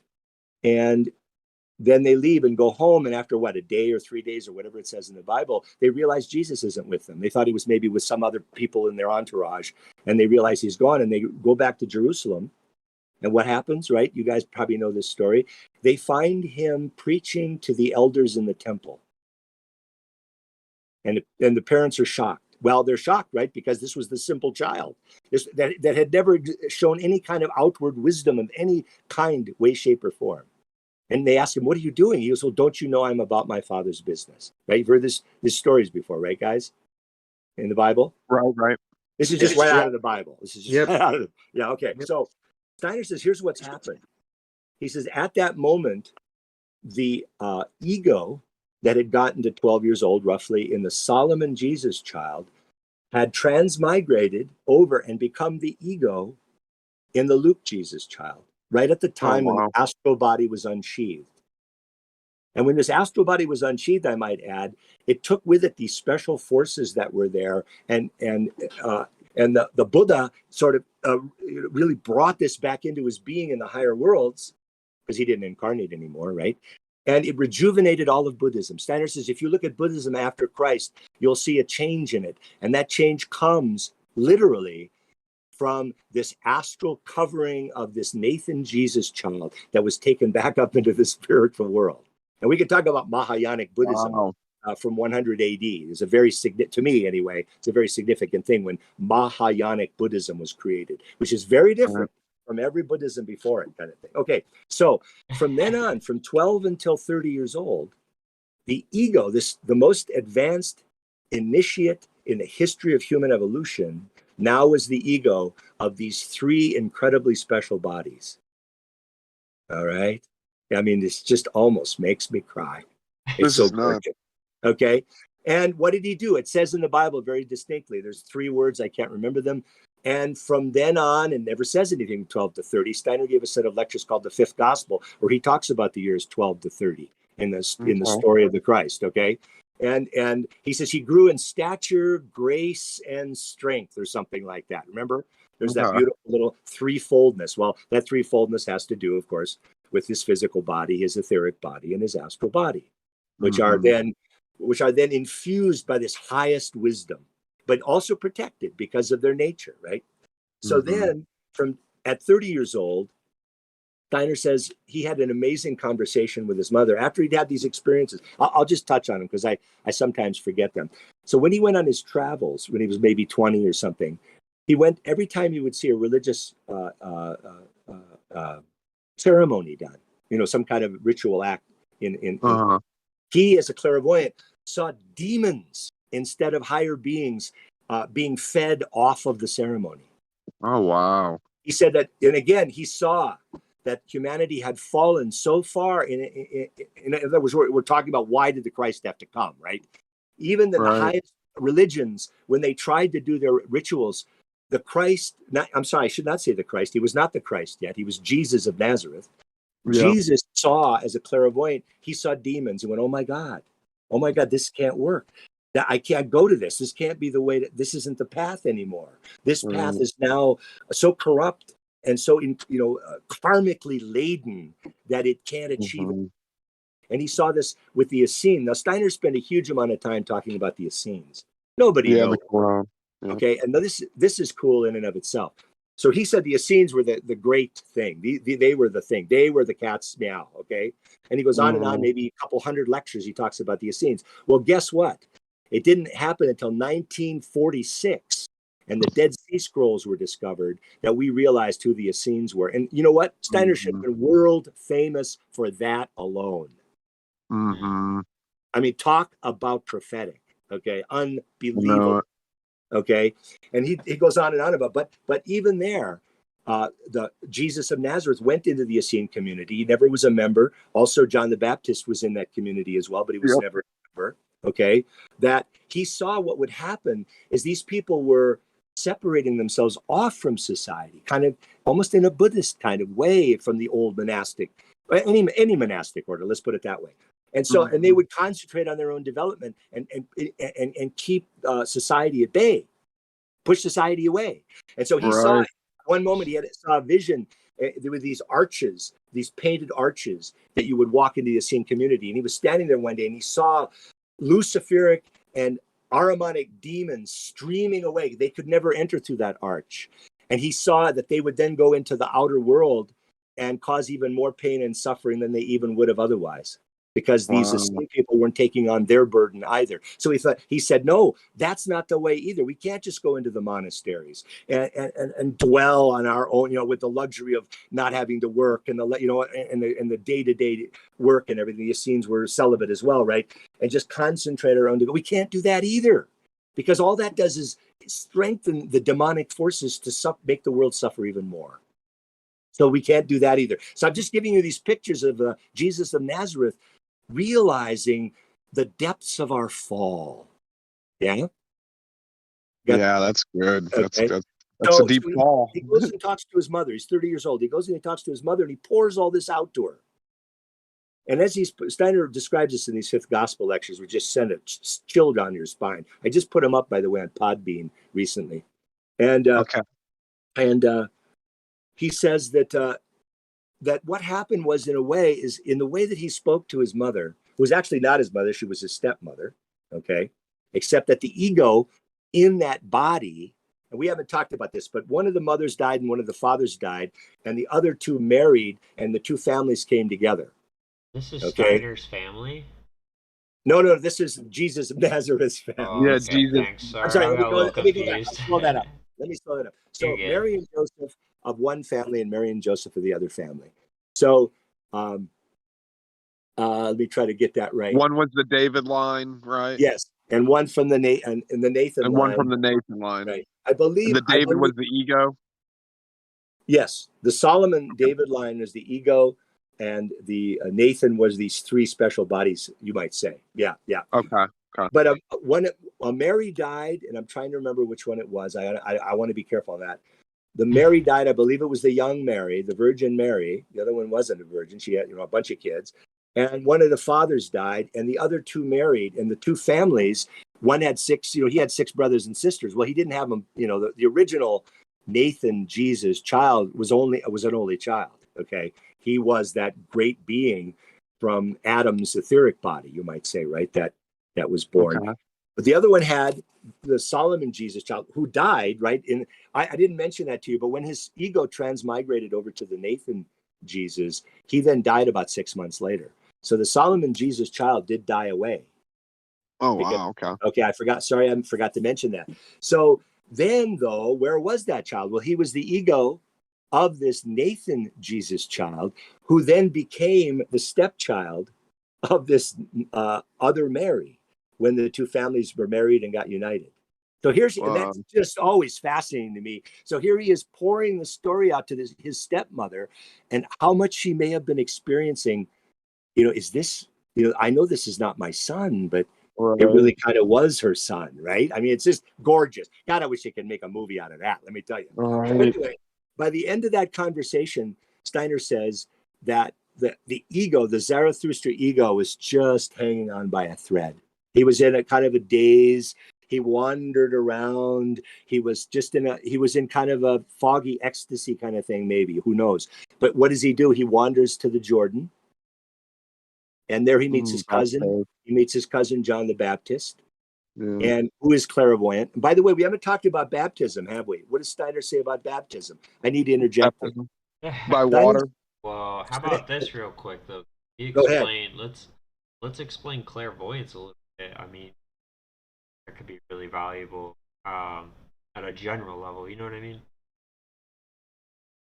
Yeah, I don't know how. It would be nice if I could tie it into the bodies. You know what I mean? It's because that might help us. But you know, you're what's happening in clairvoyance. But there's so many levels of it. We have to be careful. Is your organs of perception in your astral body and your etheric body are being awakened enough that you're remembering experiences that they're having. You're remembering what they're seeing. So you're seeing something in the etheric world, you're seeing something in the astral world, and you're remembering that you are seeing it. Right. Okay? Again, that can really show up in a whole bunch of different ways, right? You can have really different kinds of clairvoyance. I like the idea of breaking it. Do you want to say more about it? Yeah. Let me. Okay. I think Barry, you can chime in on this too. We look at that word too. It's interesting, like clairvoyance. What is voyance? Yeah. I don't know. Kind of. It makes me think of buoyancy, lightness, clear lightness. Yeah. Right. Like Okay. Yeah. That's an interesting. And a voyage in a sense too. Yeah. And journey. Clear voyage. Yeah. Oh, that's cool because you have to know where you're going. Yeah. Right. I see it as the a really removing human filters. We want to paint a human god and give it human characteristics, but we're trying to define this super archetype of a being of our own selves. And it's obviously words are tough everywhere, but the clearness, I've got such a cherishedness for clearness, transparency nowadays. I see it really as it's the home, it's the home of the Christ, the crystal. It's not a coincidence that crystal Christ, our entire system, you could say that the anti is them using quartz crystal technology for what we've got ourselves into right now. And I mean, because essentially the whole nature of the piezoelectric system, I mean, clearness it also gives you a reason to celebrate the impurities a little bit, because some things can't be broken down, like prime numbers, and things that won't collapse into the field are essentially pure in themselves in a way. So yeah, I mean, clearness and the original impurities, I think, are definitely things to celebrate, and it's okay to color it, coloring it with human expression and words, and it's just, we just got to keep it in the human realm, we can't qualify it too far out usually, and that's okay. It's obviously useful for us here. So yeah, man. Yeah, it's a tough one, but Yeah. I'll tell you what, if there was ever a clairvoyant person, it would be Steiner, man. The guy it pours right through him. It does seem like there's been a lot, though. There really have been. Let's try this. Let's try this as an example. So, if seen through his etheric organs of sense, right? His etheric body has organs of perception, and they're awakened. He looks at a plant. He sees a plant. Then and by the way, every one of our organs of our body has its own separate etheric body. So you have for your liver, you have an etheric liver. For your heart, you have an etheric heart. Every one of your organs has a separated etheric. Our etheric body is incredibly advanced beyond what animals and plants have, way beyond them. Okay, but he could look at a plant and he could see that plant's etheric qualities, and he could look at your liver and see the etheric qualities, let's say, of a disease in your liver, and he would see the direct connection between those two causally. Just like you go, do this to that plant, and you'll be helping your liver in this particular diseased condition that you have. There's an example. Okay, or Let's see. What would happen when Steiner started what's called anthroposophical medicine? He gave about 300 lectures on medicine that started a whole movement in medicine that's practiced all over the world, by the way. Look up anthroposophical medicine. I go to an anthroposophical doctor. You have to become a doctor first, and then you take 2 more years of training to begin your lifelong study of anthroposophical. Wow. Okay, so and in there, I was going to say, oh, for instance, okay, so what happened once this got going? These doctors were practicing, and they'd have problem patients. Anytime they knew Steiner was going to be anywhere, because he was moving all over Europe all the time, right? Oh, Steiner's Right. giving an agricultural course in Silesia for 2 weeks. He's going to be in Silesia for 2 weeks. They would take all their problem patients, and they would go to where Steiner was. Wow. Okay. And he would sit with he'd have, and he would always use this as teaching moments. And he would have the child come in. They would not ask her. Usually they wouldn't tell him anything. And then he'd look at the child for maybe 4 or 5 minutes with all the doctors there, sitting in desks or whatever. And then he'd have the child leave. And after the child would leave, he would then explain the conditions of the child immediately. Awesome. And there was one time he says, I need to speak to the mother. Now, to give you an idea of astral, clairvoyance with astral organism. And she comes in and he goes, could you please explain to me what happened? What was the crisis in the 4th month of your pregnancy? And she would blah, blah, blah, blah, blah, blah, blah. She said, oh, my heavens, I guess I forgot about that, but you're right, blah, blah, blah, blah. And he goes, yes, thank you. And then you have her leave, and then he would then elucidate the child's problems. Oh, my gosh. Wow. What a beast. So what's he seeing, right? What's he seeing? Time becomes space, right? Et cetera, all these kinds of things, right? So clairvoyance is, when we just, scratch the surface. Okay, so anyway, right. So for John the Baptist, what did John the Baptist do when he baptized? John the Baptist, Steiner says, baptism then, but not now, because of what's happened. It's different. Do not do this. He would put them underwater, and he knew they were ready for this, by the way, as well. He would put them underwater until he saw their etheric body joltingly separate from their physical body. Mm. And then he would pull them out of the water. Mm. And what would happen? What was happening, right? Well, what was happening when their etheric body separated violently from the physical body? Their life passed before their eyes. Yeah. Of course you're going to repent. Of course you are. This is, this isn't some sentimental gibberish that religion gives us. This is concrete, intense stuff going on. Okay. Right. So that was the baptism by John. You can imagine he had a pretty strong following. Yeah. So here's what happens. So when the Jesus of Nazareth comes up to him, and he sees his cousin now in this altered state with his ego just barely connecting, right, to his body anymore. And he says, it is you that should be baptizing me, Lord. Right? That's what John the Baptist says to him. And he goes, no, what must happen, what must be fulfilled, must be fulfilled. And so then when he puts Jesus under the water, now again, Steiner doesn't give details, but obviously you might say what's happening there is that Zarathustra's ego is so advanced, it's able to voluntarily give up its physical body, its etheric body, and astral body, so that the being of Christ, and we haven't talked about this being yet, could find incarnation and begin to become Christ Jesus. It could begin to become Jesus Christ, because all the memories and passions and learning and knowing of a human being, the most advanced ever, right, infill the physical, etheric, and astral bodies of Jesus of Nazareth.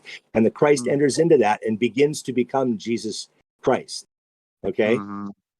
And that's when we have the 40 days in the wilderness and all the stories that are told there about the temptations, etc., that are happening. This all has to do with his incorporation, his avataric incorporation into this body, all the way down, ultimately at the Mystery of Golgatha, into the very skeleton of the organism. Yeah. Which had never happened in history before. And Steiner's insistent in saying this, and will never happen again. Yeah. Because the deed has been accomplished. It can't happen twice. It makes no sense for it to happen twice, because it's been fulfilled. Mm-hmm. And that, we have all that stuff about false prophets. And that's a pretty interesting thing. And Krishnamurti was declared by the Theosophical Society to be a false prophet. He says, this is Christ incarnated again. Well, you can imagine how freaked out Steiner was. He's like, that can't happen. That's impossible in the nature of evolution itself for a being. What, he didn't do it the first time. You know what I mean? Kind of thing. Okay. So, Nice. and I get insistent about it, and I don't know. It's not a belief. It's just a bunch of ideas I absolutely adore, and I don't know if they're true. So anyway, so then we have now this being, and it begins to transform this body, but it also pours down onto the earth spiritual forces that begin to change the souls of everybody. Yeah. It doesn't matter whether you believe it. And somebody said that earlier. I love that. It has nothing to do with belief in this context. There is a context where belief matters, but we'll talk about that hopefully sometime. But it begins then to rejuvenate. All these are spring-like forces, right at and it's literally at the midpoint of human evolution. From that point on, the earth began to die, and it is still dying to this day. The earth itself is becoming a corpse. No matter what we do, it's past its middle life. Already. Yeah, there's some people. Right. Yeah.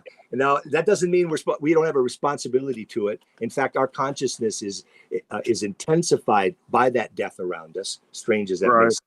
And we're asked as a point of hindrance to respond to that hindrance with love and compassion and spiritualize the earth. Okay. That's the deed. That's the great deed that we're, stumbling around in the darkness toward right now.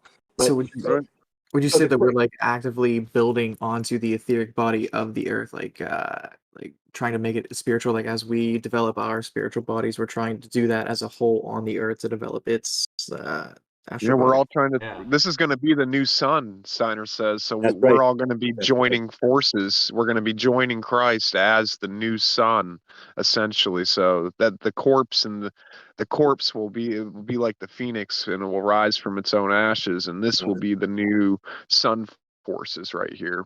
Yeah, that's the way I see it. Yeah, that's what he says. It's a stunning. Actually, so does Teilhard de Chardin. Interestingly enough, if you ever read him, I found that fascinating. So then that process happens. He goes through those 3 years, and that's a whole story. Steiner gives hundreds of lectures on that, and they're just gorgeous. They're absolutely my favorite part of anthroposophy by leaps and bounds. And then at 30 to 33. Yep, from 30 to 33. Again, 3 and a third years kind of thing. And then in the death, this complete transformation of the body occurs, and we have the spirit body that the Christ is. Now, he is not Jesus Christ anymore, but Christ Jesus, right? As Paul says. And he then gives the teaching to the disciples for 40 days. And Steiner says, if you would have been there and you're listening now, you would realize that for those 40 days, what Christ Jesus was teaching the apostles was anthroposophy. Okay, so that's what he was giving them the lowdown, on the whole picture of evolution and what they're there and why we're there and what's going on and what's now going to happen and then after 10 more days at the ascension, that's the 40 days. And so after the 40 days of the ascension, Steiner says what happens to the ascension in a certain sense is that the Christ, his spirit body unites with the earth, and the earth is a living being that has its own physical body, etheric body, and astral body. And at the ascension, I love this, at the ascension, it actually obtained its ego. And the ego of the earth is Christ. Okay. Yep. Okay. So he says, well, I'll be with you always to the end of time. Well, what does that mean? Everybody's going, yeah, he's going to come back. He's going to come back. Well, think about what the second coming really means, or the great coming, as it says more accurately in the Bible. That's us now with these Christ forces in us, awakening organs of perception. And as our organs of spiritual perception awaken, we simply see the Christ right in front of us because he's never gone anywhere. Right. So it's us. It's the second coming is us coming to him. Because he didn't go anywhere. That's the part that blows me away about Christologies in the world. He's going to come back. Yeah, he's going to come back because he doesn't have to come back. You have to come to him. Yeah, it's a logical contradiction there. How can you come back if you didn't leave? Yeah. Anyway, I get insistent about it, because everybody does it. It's the thing about materialistic cultures. We're very passive in our cognition of the world because the world's just so rich and gives us so much. We just sit back and, we got to learn this and that. And if you really, really want to learn it, of course, it is a lot of work, science as such, right? But really, we get so much knowledge just from the easygoing life. And so that's the picture with, yeah, Jesus is going to do all the work. He's going to come back, to us. Right. You said it's a living No, God. I mean, a living God would never die. It'd be here the whole time, that's living. right. That's right. Yep. So, Yep. yeah. So anyway, so that work has begun, right? But the thing is, it's tricky. You guys were talking a little bit about it. The Christ has given us forces, but he would never interfere with us. He would never. Hmm. I mean, I don't want to even say that because I don't really know, right? But the idea of him interfering with us, to me, is more a picture of evil than good. Like That seems Lucifer, weird. Lucifer Yeah. will tempt you, man. Ahriman will entice you with the power of materialism, and you're going Yep. to battle those things. But the Christ forces are way down in there, in hope and love, and Yep. and You and gotta they're just search it. they're waiting for your turning to them. Yeah, they're waiting for your ego to really know love, to really Yep. know it. You know what I mean? Because it's present in you now. Yeah, Yep. it's as a seed. That's how I see it. Okay, guys. You gotta be the And love. Yep. yeah, and that's just incarnations of time. There's maybe you have already done that in past incarnations, and it'll happen to you in this lifetime. And Right. I we see can all that. hope for the grace of that happening in any single human being, right? But to Hmm. think not, to think, yeah, I'm going to go to heaven and stay there forever. That's just a damn sad story people came up with. Right. I'm sorry. Right. That, to me, Sky reincarnation cake. karma just explains. So why did God make us suffer? Well, he didn't. He gave us this freedom, and it's our karma. It's our suffering in the world that causes the darkness and the evil around us. God has nothing to Right. do with it. How's he supposed to give us freedom if he doesn't give us freedom? Right. Right. It's like, well, I'm going to let you go out and do what you want, but here's a credit card so Like you can buy catch everything you 22. need and never have to work and do anything in your life. That's not a very good Right. parent. You know what I mean? No. You're not much of an adult by the time you've gone through that kind of an upbringing. So Yeah, you but haven't without learned much. karma and reincarnation, think about it. God, it comes off pretty awful. Why would you Yeah. create suffering, God? Well, God didn't do that. We did it. So Right. Steiner talks We did it. beautifully about subjective karma and objective karma. He says anytime you do a karmic deed, part of what you do is objective and always wounds the earth. If it's a deed of that causes bad karma, okay, the earth itself is wounded in every action of that kind, and the human being does not have the power ever to take care of that wound. That wound is forever, except that Christ came and did what? Took on the sins of the world. Steiner says that's a shockingly beautiful objective statement. He literally took on the objective karma of human beings' deeds. Yep. But Like the our blood on the earth. subjective karma, we are responsible for. And that's just got to be worked through. But the Christ is there now. The Christ is working in us, right? So it's going to be done. It's just how fast we catch on. You know what I mean? I know, and I'm so impatient. I know. I really want to get this done, man. But the sun, it's called a sun. That's a pretty big deal. SUN, right? If you're going to build a sun, I mean, out of goodness, out of love. Anyway, so the other side of that is the Christ. Well, the Christ is part of the Trinity. He's the Son, SON, and Steiner describes him sort of as coming from the periphery of our cosmos. And there was this journeying from the periphery of the cosmos as he came closer and closer to the earth. And he says that in that contraction, this sun god had to go through enormous amounts of pain that you can't imagine. No one can imagine. And eventually he was to the point where his abode was on the sun itself. But that was just a way station of this whole contracting until he finally contracted all the way down into the body of Jesus of Nazareth, just to give that picture of that. People go, well, was he a Kyriates? Was he a Dunamis? Was he an archangel? Well, in many ways, he passed through a lot of those hierarchical stages in his journeying. So he may have been for a time, but he's beyond all that. He's the expression of the will of the Father God, you might say, in manifesting creation. So that he's a big dude. Okay, here's the thing. Why did the hierarchies, why were they affected? Steiner said that the only thing that the hierarchies did not understand was birth and death.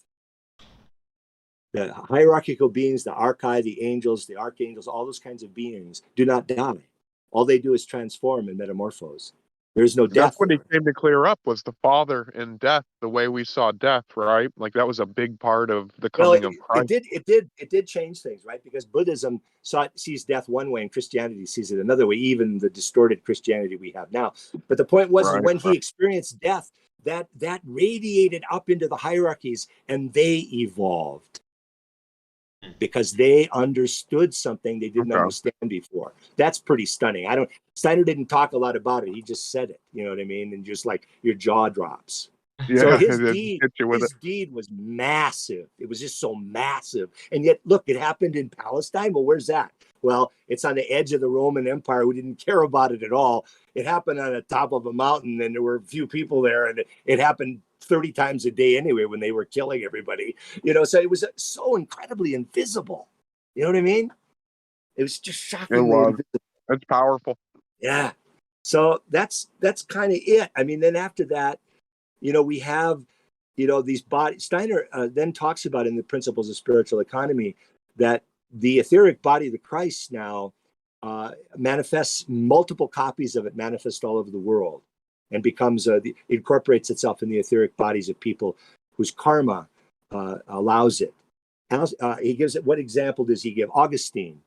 He says St. Augustine's etheric body had a copy of the Christ's etheric body incorporated into it.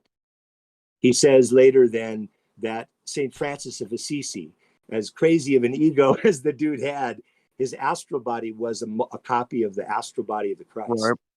St. You see Ansel, that, probably. and many other ones, and also Teresa of Turingen, I believe, had an astral body that was the astral. So and I'm sure I always think of Hildegard von Bingen, as having some aspect of that too. But and then also copies of the ego of the Christ being lived in people as well. But again, not an incarnation idea at all. But this I don't know what it is. You know what I mean? I want to see another physical body. Right. But I don't know about that. Well, the physical body part has to do with a set of lectures that are really stunning, called From Jesus to Christ, where Steiner talks about what's called the phantom. And the phantom are a body of forces that are the forces that are our physical body forces, not etheric forces, but the forces of, maybe a nuclear attraction and atomic all this stuff, nature. and all, kind of thing. And that body had been horribly corrupted as well. And the Christ purified that body as well, and that was necessary for our future evolution as well. But that's, again, really, really, really deep in us. It is a huge. It's a beautiful set of lectures. If you ever, I believe maybe in Karlsruhe it was given in 1910, I believe, called From Jesus. It's called. Yeah. Okay. So, I mean, that's kind of it, guys. I mean, as far as I got, he did say, Steiner did say in just before he died, he said, in the rhythms of the cosmos and the rhythms of the Christ, and this again goes back to the 2160 years of each constellation, that around 1933, people around the world would spontaneously begin to have experiences of the etheric Christ on the earth. Now, you remember the Benjamin Creme guy who talked about this. Well, Steiner talked about this 30, 40 years before he did. They would have these experiences. And I find it so fascinating that, of course, in 1933 is when Hitler came to power. And for 12 years, that's crazy, created a wave of evil over the earth that, to this day, I truly don't think we can comprehend. Right. Yeah, I don't think we really can. And I wonder, was that the prevailing forces of darkness, Ahriman and Lucifer, whatever, that were just getting in there and trying to distract from any kind of spiritual awakening that might be happening among some people? Not everybody, right? Jesus said just some people who, again, are karmically ready for this. But he sort of prophesied it would start to happen, kind of thing. So I thought we're getting into a nasty Aranos or time right now. The materialism side of it seems like we can just get swallowed up. If there was ever going to be like a super incarnation of a materialistic, powerful, because there's going to be this being, I think, that's going to show that everything stems from materialism, the body, and it's going to be a powerful display of things they can do. And Steiner that's all. Yeah, Steiner talked directly, right? The incarnation of Ahriman. That's what you're Yeah, describing. that's right. Yep. Oromon, that's Yep. right. That's what I was trying to think Yeah, of. Ahriman. Yeah, Which, can by you the tell way, us is a little bit about that, Dale? well, we sure. Now, do you guys know? And this would be great to put on the web. Steiner also sculpted a 30-foot sculpture Okay. called the Representative of Humanity, which is in the Goetheanum in Dornach, Switzerland, and it's a Okay. picture. There's a picture of the Christ striding forward with kind of his hands in this interesting posture, and Okay. I've seen this. okay, and above him, if you turn that sculpture to the side, you'll see that one of his hands is just touching Lucifer, and then just caressing, almost touching Lucifer. Lucifer's falling. He's upside down with his wings around him, and he's falling down. Okay. Okay.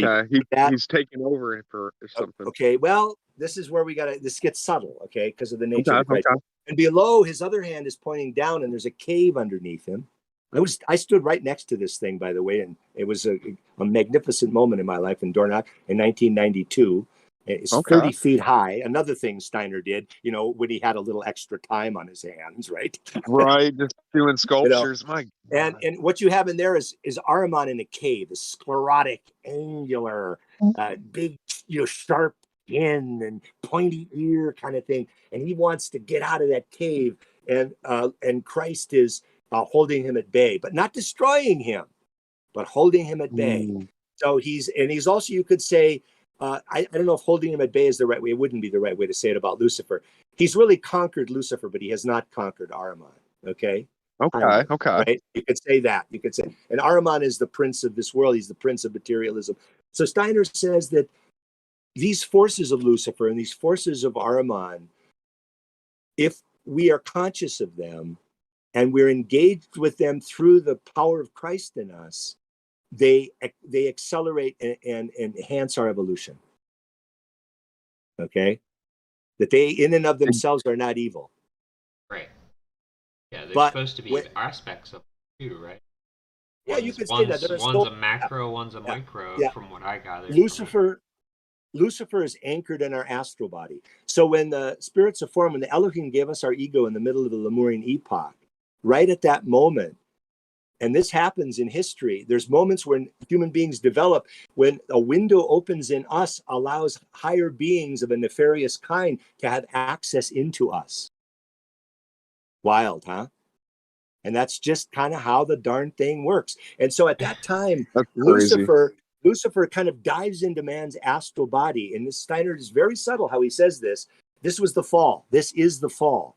But what the fall is he says, Lucifer's influence on our astral body caused this newly born ego to be too sensually interested in its sense experiences. Okay. And it just fell farther than it was supposed to. And it was faster. Like two paths were going to come out of that from the first, I think Steiner says, from the first ones that jump in right there. We're going to have the forces, the path of those that are furthering themselves into the path of Lucifer. And then we're going to have those that are, I guess, ever overcoming the forces of Lucifer and growing, I guess you could say. So it's like the first gift is there. Now, was Christ the next, and then Oromon is supposed to be like a futuristic potential event? Is that the way? That's because that's the way I see him having the Christ event set up, because Lucifer was supposed to be first, and then was Christ right there after, kind of in the middle between the two? Is that how you see it, Dill? Well, I'll try to. So what happens ultimately from Lucifer's influence is that we become free. Because we That's so engrossed in matter through Lucifer, because we become so engrossed in matter, we separate off from the Godhead, and we have no experience. We have less and less experience of the Godhead. Wow, so that's free will coming in. That's nuts. Our freedom comes from Lucifer. That's what Steiner says. In fact, the first magazine he started was called Lucifer Gnosis in like 1898. Okay, you can look that one up too. Wait, Steiner made this magazine? Yes, or he was that, or at least maybe it was there and he was the editor or something. But yes, Lucifer Gnosis. Yeah, how did he have that sounds time? So that happens. But then, as we got more and more engrossed in materialism, and the separation from the Godhead continued because it took a long time for this fall to occur.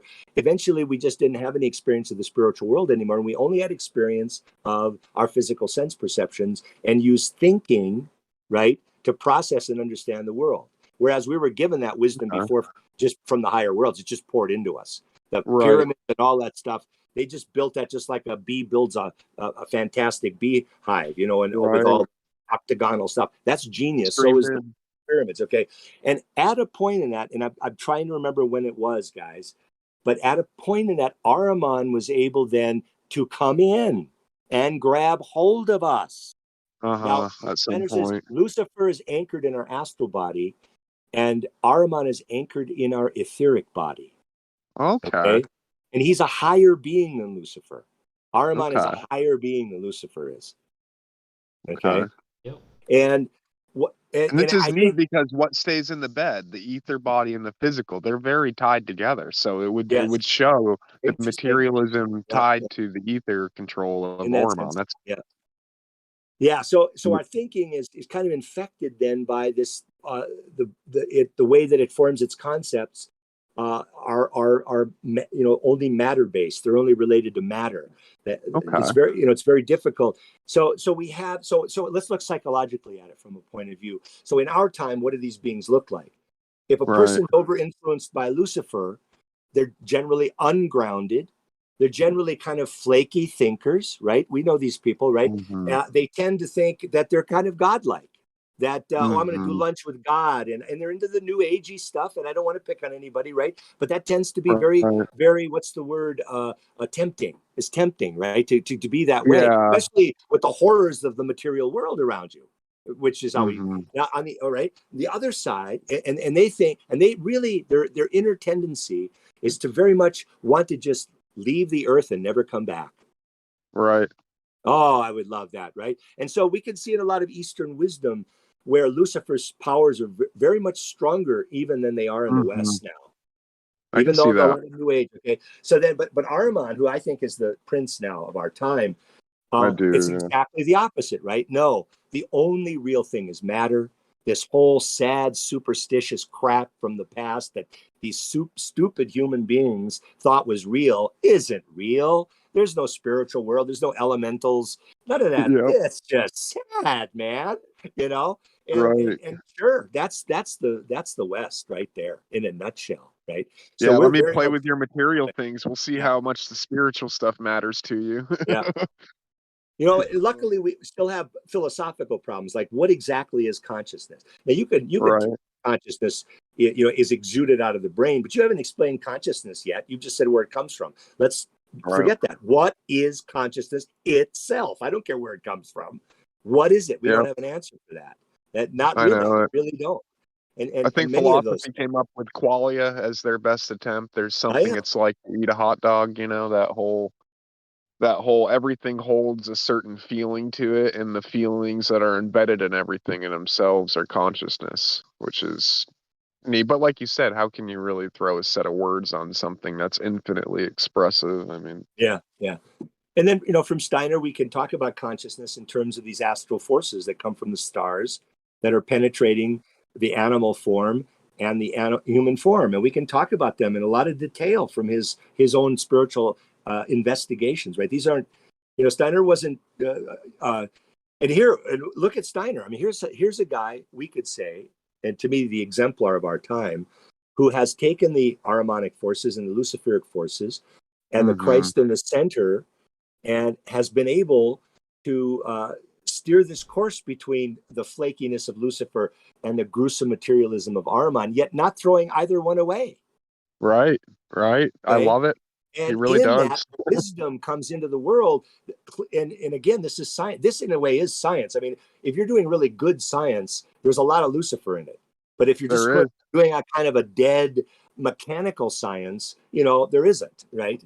And you could even say there's a lot of Christ even in that science. Exciting science has Lucifer in it, the cutting edge, like where the desire and drive is. What we're doing this for, But Ahriman really was able to take hold of our thinking in a historical way at the Renaissance. It was at Okay. the Renaissance in 1413, and again, that's because of the constellations as well. Ben, right? Right. Yeah, where we entered into a certain place in the constellations where, think of what's happened, you guys, in 600 years, for heaven's sake.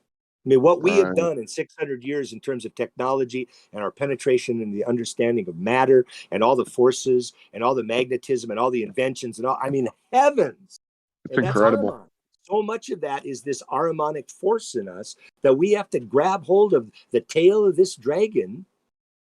Otherwise, and this is why Steiner was so insistent, getting back to this, on our understanding of Michael. Because Okay. what happened in 1413 was the cosmic intelligence that we had sort of had bestowed on us by the higher beings in the past, as we talked about, let's say when the Mhm. pyramids were made and all that stuff, spiritual beings were gifting us with the grace of this intelligence, and we lived in it. We were in ecstasy in it. We followed it, willingly. There was no slave culture like a Right. modern understanding of it. But he said around that time, the higher beings began to bestow that intelligence on us. The cosmic Mhm. intelligence began to become earthly intelligence. Mm.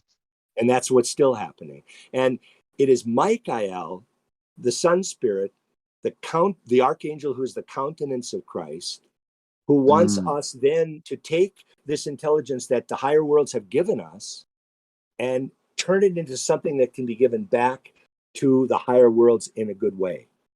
Okay. And to do that, we have to battle Ahriman. We have to take it, you might say, through Christ's power in us and wrest it from Ahriman's grasp. Because Ahriman saw it happening. He saw the cosmic intelligence coming down and he dived in, man. This was Right. great. This was sweet meat. And he got a You hold of it. He got a hold of it. Lucifer got it already. And a lot of it, Lucifer's in there too. And it's, I don't, again, my pictures aren't always so clear, but he's in that mess too. But Ahriman's the dude, man. He's just, He he is. got, He's in he had power. It's something like that really go after. And just look what happened. I mean, first of I all, know it. we had perspectival painting. I mean, let's start at the beginning. All of a sudden, from two-dimensional icons and stuff like that, all of a sudden, people wanted to see paintings in 3 dimensions. They wanted perspectival art. Mhm. That in itself is an Mhm. interesting evolution of consciousness right there. It sure is. And there's tons of them. There's a book called Art History. What is it? Evolution of Consciousness and the History of Art. I'd have to go get the author's name. He was a Christian community priest. And Okay. he talks in there about various sculptures and architectural impulses through history and how they show this consciousness in its evolution through Yeah, art, which is really pretty cool. consciousness demanded it. It was Yeah. asking Yeah. for it. Yep. Yeah. So, okay. What else you want to talk about? Oh gosh, Well, man, this let's is take getting a awesome breather. here. Yeah, no. It's just such a gift for me, for you Actually, guys. I Allow do. me to talk about this. Thank Yeah, you, man. all of you, so very, very much. Hey, I Oh, do. I Dale, do have a thing we I love it. want to Barry and Ben. I mean, really, but in the divinatory delineation channel, I put some cool Uh-huh. images, and I just thought maybe we'll talk about them for a minute because one's got some zodiac and some ladies, and it's interesting. And I also want to share. I shared a picture of Steiner doing the sculpture, which is Okay. a synchronicity for me. I for some reason I was watching someone make a sculpture yesterday. I don't know what channel that was. It's very Oh, odd. what an incredible freaking artist. Look at that, man. It's how all the genius works. It's always moving, he would. Always, always moving. Yep. Yeah, it's incredible. I mean, master of everything, the hands, the mind, the heart. I mean, just tried to knock it right out of the park, and he did. Yeah, Todd, these images you got up here, I love them, man. The Atlas to me is a big part of my personal story.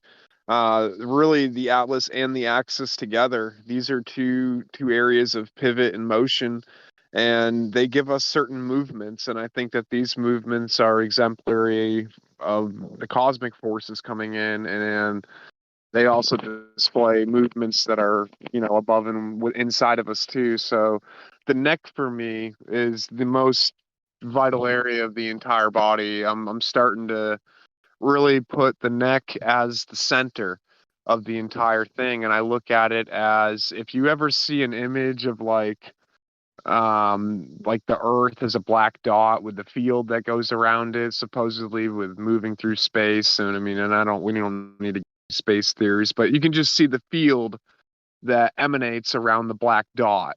So for me personally, I look at right here this black dot as essentially your black sun point, right? Your point that everything emanates from. So from somewhere in your neck, you're going to literally have the head and the spine and body, kind of your sun and moon, expand out. And um, the atlas and the axis, essentially, the atlas is going to be holding that. It's the top one, so that's your very top seat right there. I mean, that's, like you said, it's got the mind of the Father, the whole entire set of air and fire, the positive forces. And then you've got, the water and the earth forces dedicated to spine and down, which obviously builds the body and everything, and hence Cancer, the moon ruling over the bowels. And I mean, you've got Capricorn earth with the center right there as the spine as well. And yeah, man, it's big. The ladies on the floor in the second image, you're looking at, really, it's the as above so below principles. You've got the Father Sky, you've got the Mother Earth, and she's essentially, it came from above to below. So she's the image. This is the reflection down here, and essentially the atlas is holding the thing causing the image. So we're down here in the image itself, in the body, with the physical forces. And I don't know, man, this is such a critical area for me. Like, this is my whole entire life. Over the last 2 years, I've been so focused on just cleaning out this area of, my neck, just making it very free and loose. With, I don't want to feel anything, like if I look to the left or right. Like, I want to be really right in the center cosmic balance point where there's no fibers. Like, that's just my free space right there. It's all I got. Just give me that little spot, and that's all I need. And pretty much, it's like, if you think of how a tree grows, this is the way it's happening inside of me. So every day I do work on this, and little fibers are snapping all the time in there, and it's like a tree growing. And if you think about it, the inside of the tree is what I'm breaking free. So it's like I'm going up there, I'm getting rid of any rot or any dead stuff that's in the middle in there. I'm breaking it free, and the whole thing's growing by the outside. So it's almost like my neck's getting a little wider. It's breaking all the normal, because your reticulum is right here. So your reticulum is the area that all of the little muscle fibers in your entire body, everything goes there. It's your control center. It's like the seat of choice is what this area is. So every time you have the idea of, hey, I want to do this, I want to do that, and that's going to require arm movement, leg movement, etc., you're going to first make that choice. And this is like your electrical center that's going to send it out and down into those areas. So I think once you clear this out, you don't have all the fibers going in independently. What you do is you're building a main core fiber that connects to this area. And I think when you do this, it sends your decision making ability, it's just more centered all the time. It's like in that state of the Christ consciousness, per se, where you're not getting everything's dialed in down to your muscle memory now at this point. So all of your actions, everything's very oriented to how it's supposed to feel and be, in a state of non-restriction and free choice. And it does take a lot of work. It seems like it's something that your body isn't gonna, I don't think, just the state we have it in now, it takes a lot of breaking free of the Leviathan chains that have held us down. And I haven't even started working on the most important areas, probably, like, diet. I mean, essentially, for example, I don't eat meat. I do that for purely physical reasons. Like, I don't do that for moral reasons or anything. I do it for just the design of the body, the way I look at it, breaking down food, how long meat stays in there, and if I'm truly designed for that, looking at the teeth. And yeah, I mean, and I just play with it, and then I like the way that my body feels when I've played with these things. And I originally started that 2011. Then in 2016, I did a year eating meat again, back to it. So it's been a little Mhm. up and down. And now, for example, I'm having weird things come in where, like, I was over 2 years without even having a beer, any kind of alcohol. And recently, I don't, like, I've been having the desire to have some beers now, and then I do. But, like, I don't personally feel guilty or anything, but it's just kind of like I have a lot of, I don't know, I feel like I'm probably getting attacked a lot right now, and I'm kind of not resisting too much. I'm just kind of like, yeah, give me what you got, I don't, can't get me down. I'm still gonna smile, or I don't know. It's neat, but yeah, I know we're way tangented out from the original Atlas Well, axis it's there. good what you're saying, and there's some interesting things I'd like to point out there from Steiner. One Okay. is very when we learned, I heard this from somebody 30 years ago, and it only started to make more and more sense as time went on. But you've and again explained some of it yourself. And he was in a car with Aaron Reed Pfeiffer. They were coming back from some lecture, and whenever Okay. they had a chance with Steiner, they'd ask him questions, right, all the Right, time. right. He said to him, Aaron Reed Pfeiffer said, "So it's Dr. Steiner, what's the greatest hindrance to spiritual development in our day and age?" And Mm-hmm. Steiner's answer was nutrition.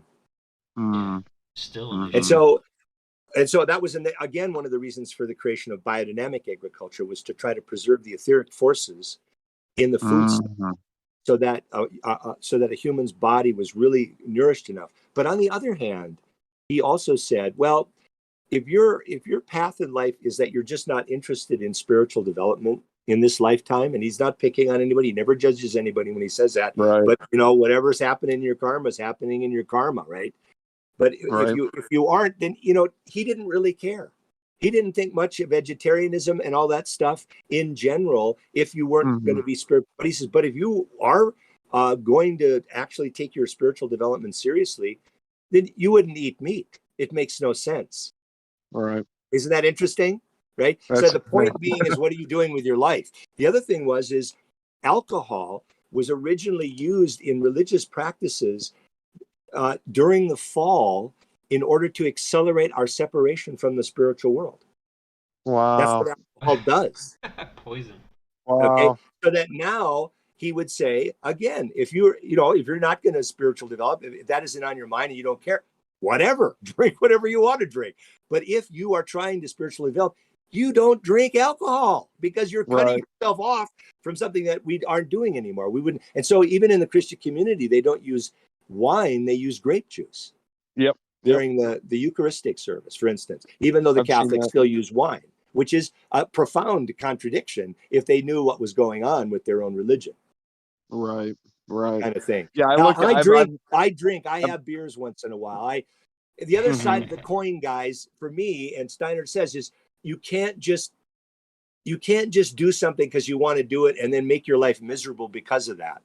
Right. He was not an ascetic. Steiner was not into asceticism. He says, and think of the Buddha even went through that experience of his life where he wasn't anymore, right? So Mm-hmm. the point was, and I've not drank for 3 or 4 years at a time and all these kinds of things, but I'm sort of like you, that vacillation, that Peter the vacillator kind of thing. When Mm-hmm. I play music and stuff, sometimes I just like to, I like to really enjoy myself. But so I'm Yeah. not bragging or anything. It's a failing. At the same time, I know it is, but Mm-hmm. I'm not beating myself up, well, too much about it. But just so Right. you Right. know, I'm not anybody special. I read Steiner's books out loud, guys. Yep. That's about it. After that, you don't have to really add any more on to me. I'm just, Joe Sixpack, Yeah. right? I hear you, man. I got you, Yeah, Dale. It's a neat though. Like it's, I appreciated the 2 years without it, and yeah. I did it for personal reasons. I did it on the height of the Jupiter Saturn conjunction. These only happen every 20 years, and I look at it spiritually. This sets up our next 20 years. It's like a seed per se, and I wanted to have a real nice, clear next 20 years. So I mean, it held meaning for. And I got on the other side Totally. of the conjunction. So I mean, Yeah. and I didn't desire it honestly. If I would have at any point been like, I'd really like to have a few beers, I probably would have, you know, and There you go. I Yeah. really didn't have the desire, and it was just enjoyable. Yeah. But yeah, back at it. Back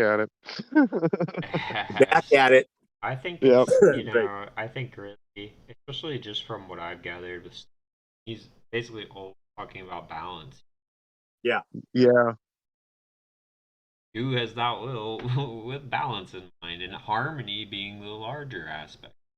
Which is why I originally got away from it, was I was a little out of balance, kind of having it like every night, you know, and, Yeah. which is nice now having some, like I'm not having it every night. So it's nice to just, like you said, keep it in balance. And I am finding that more and more. I do really see the areas of my life that are out of balance. They're very blaring. I feel like you can't be in existence right now and be dishonest with yourself. It's just too obvious. Like if you've got anything going on, you know where you need to do work or where you need to try a little harder. I feel like we all get told that quite often. And it's just, you know, you got to be brave, face it, I suppose. I go through phases where I just kick stuff out. You know, I love acts of willpower. It's one of my favorite things, just to know that at any point, you know, I can pick one of my favorite things and just throw it out and be just okay. And I tend to do that. I mean, I think it's having that Pluto Saturn right of my ascendant, you know, really Saturn's always trying to constantly put restriction and structure and order into things, and there's Pluto sitting right over the top, just wiping it out each time, just building from my own Legos each time, picking them right back up, and it keeps you. It's Pluto's that transformative, you know. It just keeps you constantly growing and building, so it's good. You know, Yeah. it's all beautiful. It is. Amen. You guys want to pull some, do some cards or do some divination here? I'm definitely down for a little bit. Ben, you got any? I've kind of been rolling over you here. You got any input on things you want to add where things have come up, synchronicities or things you'd like to discuss? I'm kind of like just digesting a lot of what Dave said, because it's a kind of the synchronicity, I guess, is Dale. Sorry, jeez, Yeah. he reminds me a lot of this guy Dave that I used to know. So that's Cool. my bad. Sorry. Okay. Not a You're good, problem. man. But yeah, you had a lot of good things to say, and I guess the synchronicity would just be me being here listening to that, because it kind of puts a allows me to put pen to paper for a couple of theories that I've been personally working on, with just dissolving experiences, a lot of the etheric astral differences, and even the opinion on like what foods to eat. I don't know. It's just an appreciative time for me just to sit here and digest. So I don't really have a lot to add right now. It's just I'm kind with you, of man. it's I'm great same time. spot, man. I love Hey, it. I It's share a little story. no Todd. How dare you? Yeah, go for it, man. Uh, well, I guess it's not a story, maybe an antidote. You were talking about your neck bear. Really, we have a lot of similarities, as you know. Yeah, But yeah. when you're talking about your neck and really paying attention to, and I had a very similar, like, I don't know, what do you call awareness? I don't know, like a moment or Uh-huh. something on a trip I had a while back, probably a year now, and I think it was probably mushrooms, because it was a while, but I Yeah. had this point where, like, I had to just put my neck all the way back as much as I could, and Uh-huh. like I had to keep doing that, and then I doing other trips. I would have DMT. I would have moments where, like, I had to do that to, like, achieve certain effects, and Wow, there's a huh?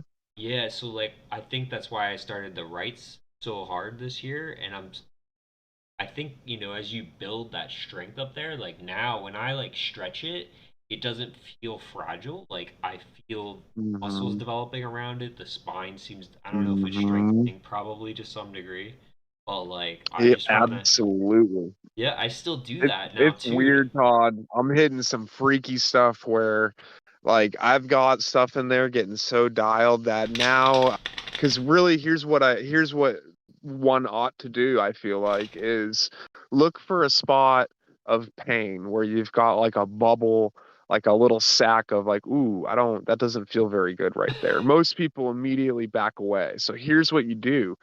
You can get this thing into layers. So you're gonna hold the pain spot, but you have such dialed in control in your neck for moving fluids and like releasing and holding and pressure. It's unbelievable. So what you're gonna do is you're almost just gonna keep letting a little bit of pressure. You're gonna start with it tight in a pain position and move it to where you can feel like it's its most pinpointed degree of, ooh, yeah, there it is. I can't go back into that. So once you have it there, you hold the tightness on it, but then you start to relax and loosen, but you're holding that point. So what ends up happening, I almost think of explaining it like a dog picking up a cub by its skin on the back of its neck. Yeah. Like you end up getting it to the point where the fibers you've let loose the real strong ones inside that obviously you couldn't break free, and then you're getting it, so you have to work through it in layers, so you pretty much get to you get all these nice beautiful releases of soft hairs right on top of that area that was in deep pain. And then all of a sudden it starts that, since you got that thing out of the way, it started releasing a couple decent medium sized ones, and it just starts working right into it, and you get like an earthquake of all these little ones, and then all of a sudden that whole entire area is like free. Yeah. So it all starts with real subtle pressure movements. And now when I do it, I mean, I do some of these for like an hour straight. It's getting kind of weird, but I can push up. There's this fluid in there that, like, all I can think of is like a dilated, real tight thing you're trying to push something up into, and I'm pushing this fluid up, and it's like just these little snaps are all occurring on the inside, and it's making the gauge bigger inside. And then and here's one big thing I've noticed in my life. I do a lot of cross country travel where I drive like 20 hours straight from, Denver to wherever across to the East Coast. And I used to, about 4 hours in, have to throw a neck pillow up or a sweatshirt behind my neck because my neck would hurt.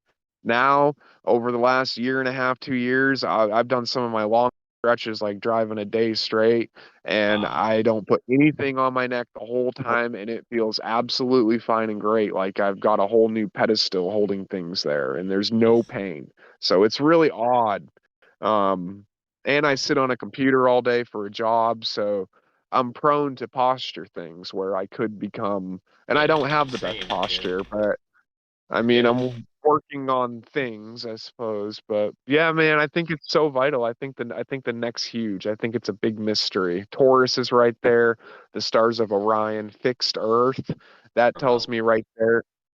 Yeah, I mean, fixed is eternal. That's the eternal cross, and Earth is eternal Earth. That tells me the neck. Everything has a neck. Give me any creature. I mean, everything really starts with the neck, essentially, the eel. It's like a point, and then your spine. Your spine is, how the symbol for the sun is the point and the circle. Well, you've got the right ascendant, the right ascendant, that circle, that line out to the right to make the ascendant line. That's the spine right there going down.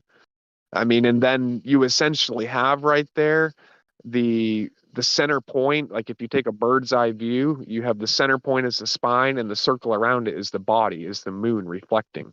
It's getting cast from that black sun in the center, that point right there. Yeah, man, and that all really shoots right down from the spine.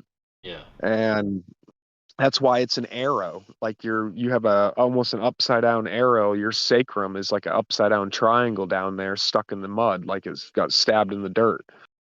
And I don't know, it's a beautiful story, man. There's so much to this realm. It's incredible. I mean, and it's Steiner has been a true gift for me to try to, because he makes it so simple, Ben. Like you were saying, it helps you tie together some things between the ether, the astral bodies, and that's what I really love about. So he speaks matter of fact about it, where we can just use these simple terms everywhere, and in order to convey a message and to speak about it, and it makes it a lot easier, because some of those words when you when you hear them in the new age culture, people talk about the etheric body or, the astral body, your mind can go to places based upon the way our culture has gone into those, using those words. But Yeah. Steiner really brings it home with a very, hey, look, these bodies are in all of us. This is what this body is. This is, this is your mineral. This is your plant. This is your animal. This is your ego. I mean, this makes it real simple. And I've noticed more and more too that Steiner gives a lot of credence to the mind. There's something about the mental forces and the mind and the ability to think that is a big trump card in a way. I'm not saying it overtakes love or the heart for him in any way, but I know that the mind for him is a very, very powerful player in all of this and in the Christ story, I think. So I don't know. It's Yeah, funny. absolutely. His book Philosophy of Freedom is Okay. that story. He's talking about what is freedom, and it was his PhD thesis enlarged, and it really Okay. is. It's the first book I ever read, and it was I recommend it. It's intense reading, but you'll see that the kind of freedom we've been talking about isn't the kind of freedom Steiner's talking about. So Okay. you might find that a useful nuance kind of thing. How Sure. can we become free is really the question. So Mm-hmm. freedom of choice is, one could argue that anytime you think you're choosing freely, if you were to do a good enough psychological analysis of you, you would find Right. deep down, we could have always found out what that choice would have been before you ever chose it. You know what I mean? Right.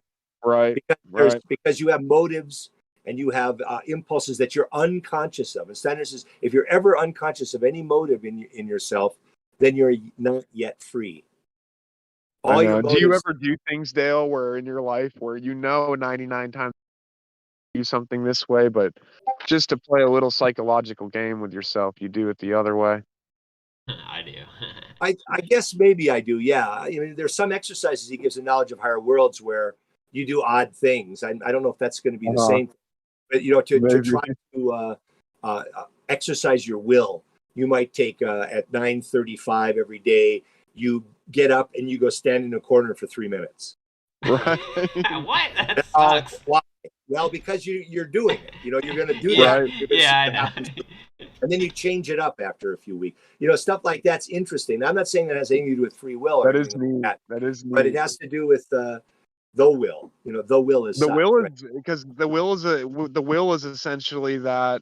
I mean, when we're getting to the nature of choice, and I mean that will is it's very important. I like to put the word free in front of it, like you don't have to pay for it, but Yeah. you kind of get for every action there is a reaction type thing in this land with that It's choice. it's like this. Here's an interesting one.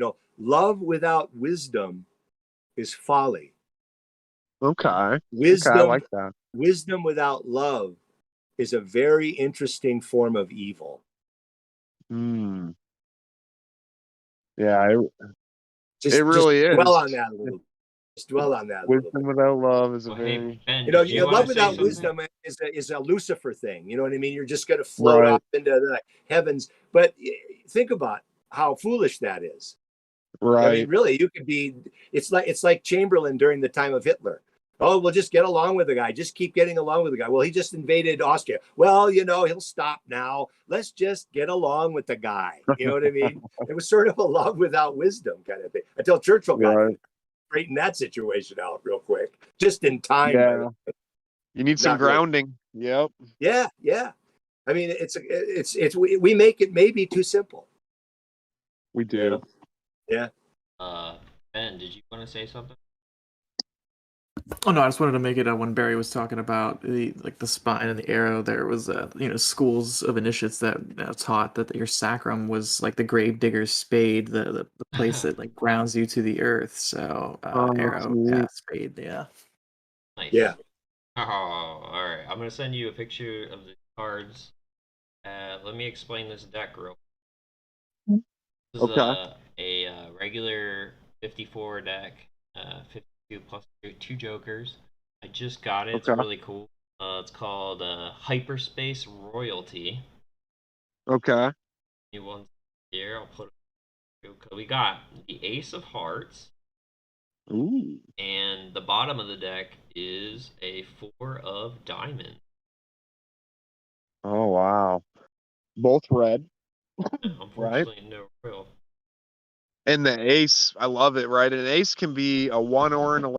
Is that how an ace typically would? That's allowed, Uh, right? yeah, I guess it would be. I guess Oh, you could that's do in that. It's blackjack. more like one and yeah, exactly, yeah. So yeah, Okay, I okay. see ace as self, and then the hearts is like the cups, right? Or I like to think of it as the Mm-hmm. sextile and 60 Right, degrees. right. And you got the I four. do. Go ahead. So I see the heart. I like water there too. Heart for me as water is very much the. I mean, I feel like. Let me see how am I going to explain this one here? I better not go there.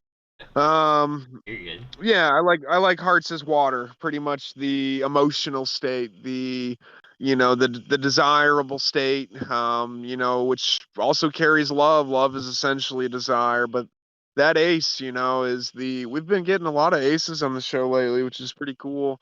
It's that central ideal for me that, the one that the first angle, right? The ace, that Aries point where you get a certain aperture coming off. You've got a point, which is Aries, and then it's going to choose how far it's going to open up. How big is that aperture going to be? What kind of angle are we looking at here? So your ace holds the form, and then essentially that, and that was on the top, so that's neat. Which aligns with the head. Been talking about No way, right? the whole story of the reflection of really Golgotha off the skull is, the way I like to see it too is it's like a cave that reflects, and A for Atlas. it, it's a dead skull, right? I mean, A for Atlas. Yep, we've got that. That's The funny. four diamonds on the bottom. I mean, that's pretty awesome card to have on the bottom. Yeah, absolutely. It bought like money, you're buying something, and then you've also got diamond. So essentially the water seeks its level, it just keeps going down. I mean, that ties nice to the ace of hearts there. Yeah. And, as a pole directly underneath, and the four on the cross right there. With the ace being the quintessence, the fifth point above, which would relate to that 60-degree sextile energy you're talking about as Venus in the penthouse. So, I mean, and we had a diamond, yeah. So both, I can also Pentacles. see a fire and an air element there. The red forces, so I can see a very masculine energy. Black. I guess I'd see the black as the feminine, Yeah, with the the earth internal. and the Yeah. water, the deep Thing. black ocean. Yep, that holds the light. Yep, yep, absorbs the light. So yeah, that's Nice. great, Todd. Good stuff, buddy. It's wild. Um, Hey, this deck real see, quick is I like the deck, by dude. yeah, we didn't get any royalty cards. So next. Matthew Den Boer, the hyperspace royal. Awesome art. Maybe we'll see you next time. Awesome. Good stuff. I like to I'm think trying of to see. I the just drew a card. I like to think of the four as be like thinking. It's like thought forms. You're forming these thoughts and you're making these thoughts, right? Because that's that forming energy, right? And then the pentacle or the Mm-hmm. diamonds is value, think you're valuing. On the bottom, it's like we're working our way up to that ace. It's pretty cool because we just talked about all the That Golgotha and Aranos, Atlas. that materialism. Yep. Golgoth Atlas. There we go. Nice. You got a card? I did. I'm trying to even figure out what this card is. I might just have to go with the symbolism on it. All right. So this is a Marcel deck. So I originally got it. I liked it for Mars energy. I'm all the movements and stuff like that. I'm a huge Mars being. So I'm not sure. Honestly, I thought it was more of a tarot style. Some of them look like two of wands. This could be an eight, essentially. It looks like an S, reminds me of the sine wave. But the symbolism on the card itself is pretty interesting. You've got the fleur de lis, kind of emanating from the black, circles. And I was just watching today a pretty neat, I'm trying to think of the guy's name, Eric Von or something like that. The guy that does the old videos on scientific things like electromagnetism. He's in the laboratory. It's just about black and white, but a little bit after that. It's awesome stuff.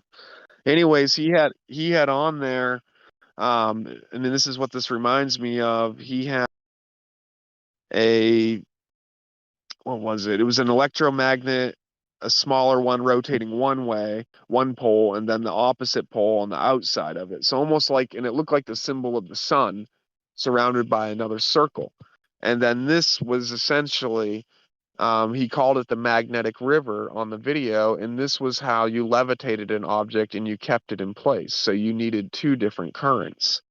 And this card essentially is reminding me of that energy. It's showing the S, or the sine wave, which is very much tied to both sides. It's kind of grabbing on. Every sine wave has got a positive and a negative that's crossing essentially the horizon. So it's got roots and it's got something rising up above the horizon. It's got a mind and a body.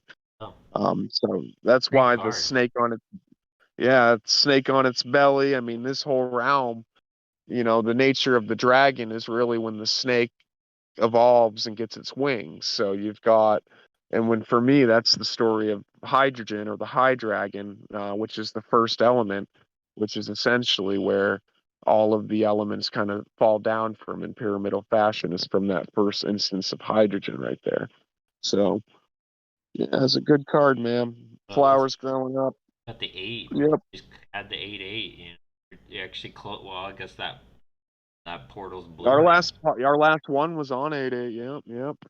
You got the it's a twin energy too with the 20. You've got the essentially the duplicates or the replication there, the infinite, pattern, and essentially if you put two X's on top of each other, you almost get something like an 8 there, like an hourglass, like a It's little. like the inversion of it. I forget what that's called, a hyperbole or something. Hyperboid? Right, hyperbolic something. Yeah. The donut, right? Right. Nice. It's kind of, I'll throw this in there.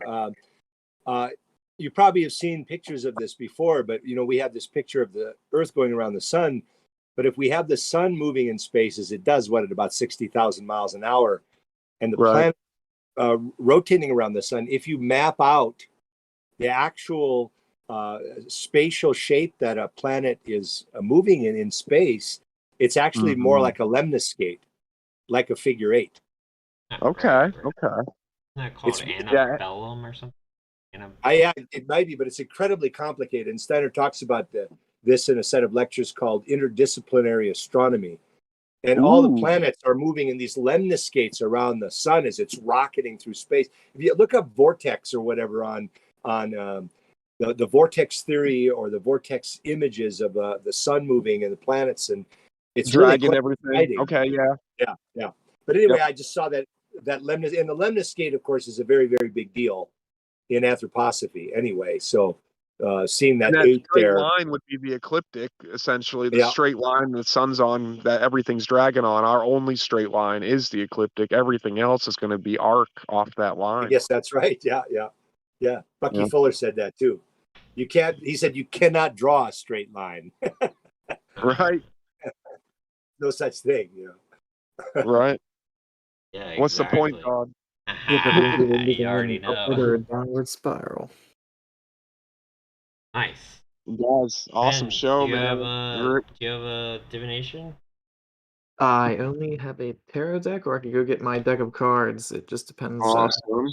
I'm fine with this. I have my tarot deck here, but I can go grab my cards, or it's up to you guys. I don't have any. That sounds great, man. Get us one, man. Blue card. Yeah, I've been mixing them the whole time through here, so. Nice. He was ready. Yeah, that's all right. I was ready with these. I love the other images you put up too. I love the ones where they show the zodiac on the body. I mean, we can get so many clues too. Some of these zodiac figures, we see them today. I mean, I notice a lot of times Virgo, Scorpio. I mean, of course, we've all heard of Scorpio being the eagle, and I like looking at all that stuff, how they've changed it around so much, the meaning and things have shifted, everything's moved, and Yeah. I'm sorry, you go ahead, Ben, but yeah, it's really cool. I pulled the 5 of Cups, and I'm uploading a picture of it right now from the deck that I have. Very nice. Trying to get Interesting. there. Nice. That's a I like that. good 5 card. of Cups. That really connects to the ace and the 4 well of the heart and the diamond. That's what I was trying to marry up, was the heart with the cup. Yeah, so I think that it looks like the symbol, like it just reminds me of what we're talking about. So I'm gonna pull up a meaning here. I'm not very well versed in the meanings behind That's it. cool.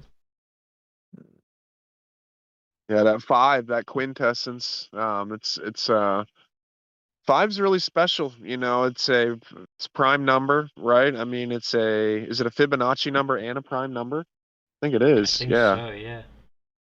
that's pretty special, man. Nice. I That think the V 5 is too. the emotion, like the energy in. I think it's just funny because it's And look at E. the shape. Look at the V, like the Roman numeral. It's like almost like an angle coming down, reflection. So it's like a gift of something in the image, something in the material form. Interesting. The Rider Waite is a little more gloom. Yeah, huh? I know it. So what do we see here? So he's got 3 cups in front of him dumped over, 2 are standing behind. So, and then we've got one, head looking down, long black coat. You can't see his hands at all. You can see feet. We've got a river in the distance, and then there was red liquid. Looks like they spilled blood. So the cups that are in front, looks to be have spilled blood, and the cups in the back don't even have anything in them. They're empty cups. So there's Yeah, there's a bridge in the back connecting. Usually, when there's just bodies of water, there's an actual physical bridge in the back that oh just yeah. spans that. So Oh look, you know what? This guy doesn't have any water. It's all dammed up. You see that right there? It's affecting life. It's affecting the lifeblood. So what can this show us about the essential nature of a 5? It can maybe show us the Blocking energy. right, being able, this could relate to the neck and stuff I was talking about, freeing it up so those liquids can go free and you can fill your life cups essentially, that would, I mean, it seems like dams and that nature of our society and culture, yeah, it's brought us a lot of power and electricity and that dragon, what has it done to, nature essentially? I mean, every time I even drive now, I just think of a deer walking through the woods, and if I was a deer, coming across the road, I mean, this is really off. Like, what are you guys doing? All of a sudden I've come across this road, and oh shit, I can get hit by these metal things going by. I mean, it Ever just listen seems to? like we really are invaded this thing, man. I mean, it's so out of harmony. Yeah, I don't we're know. getting I'm there. not. We're getting there, Ben, but what that does that the dam. book say? Yeah, what how do we about got on the book, Ben? the 5 of Cups? Oh, 5 of Cups. Let's see here. So since it's reversed, it says reversed. 5 of Cups suggests well, this isn't from the book. I could not find the book, but this is just from the website that explains You're that. good. You're good. The first 5 of Cups suggests that you recently suffered a setback or disappointment, which I think going around with Barry was talking about. You may worry that you are. See, I don't even like this. This isn't very good. You're good. Let me go see if I can find that book real quick. I thought I said that. Online, we got a couple things. Got a don't hang on to bitter memories of the past. On in life to seek a breakup and rejection. Element water, Western zodiac, Cancer. That goes a lot with that 10-10 energy we're talking about. You got people completing things. Mm-hmm. And Yeah. some people might tend that sense of perfection. They might see perfection around them, and that might bring, depression and things to them where, they've only got their quarter horse there. Maybe it's that 5, or which would bring us back to that 4 we drew. It takes 4 5s to make the 20, but essentially the perfection around the people that have been working very hard to their spirituality and their inner growth might be where they might be reaping some of that finally. I feel like I'm getting stronger and stronger in a lot of things that I really wanted to work on. One of those things were relationships. I wanted to be an awesome partner for my partner. I just wanted to, truly love Uh-oh. behind it. And I've gotten a lot of reaping from that. Life has gone very awesome in those areas. And I think in other areas they haven't, so I've got some things that obviously have come through that I've got to work on. But I think that things, people exposed to other people's success can cause depression. It can make you feel like your cup's not very full Hmm. and it's a merit thing, it really is. It really isn't about,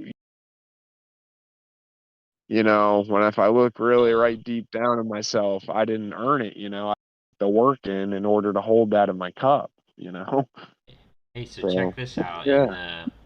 So one thing I want to point out is he gave us the first one too, right? So in Right, the right, right. Aleister Crowley Thoth deck, right? So he's got the 5 of Cups here. I got it on the screen. So it's got the 5 cups that are like being held up by a upside down pentagram, right? And Ooh, interesting, at the top we've got Mars, at the bottom we've got Scorpio. And I would say, and it says disappointment, which we definitely see that in the Rider Waite. Like that definitely, his cups are spilt, mm-hmm, and his other ones are perhaps mm-hmm. empty, which is interesting. But if this is a reversed meaning, like we could say that, That's perhaps joyful. Yeah. perhaps it's coming out of disappointment. Right, right. I like Yeah, that, Todd.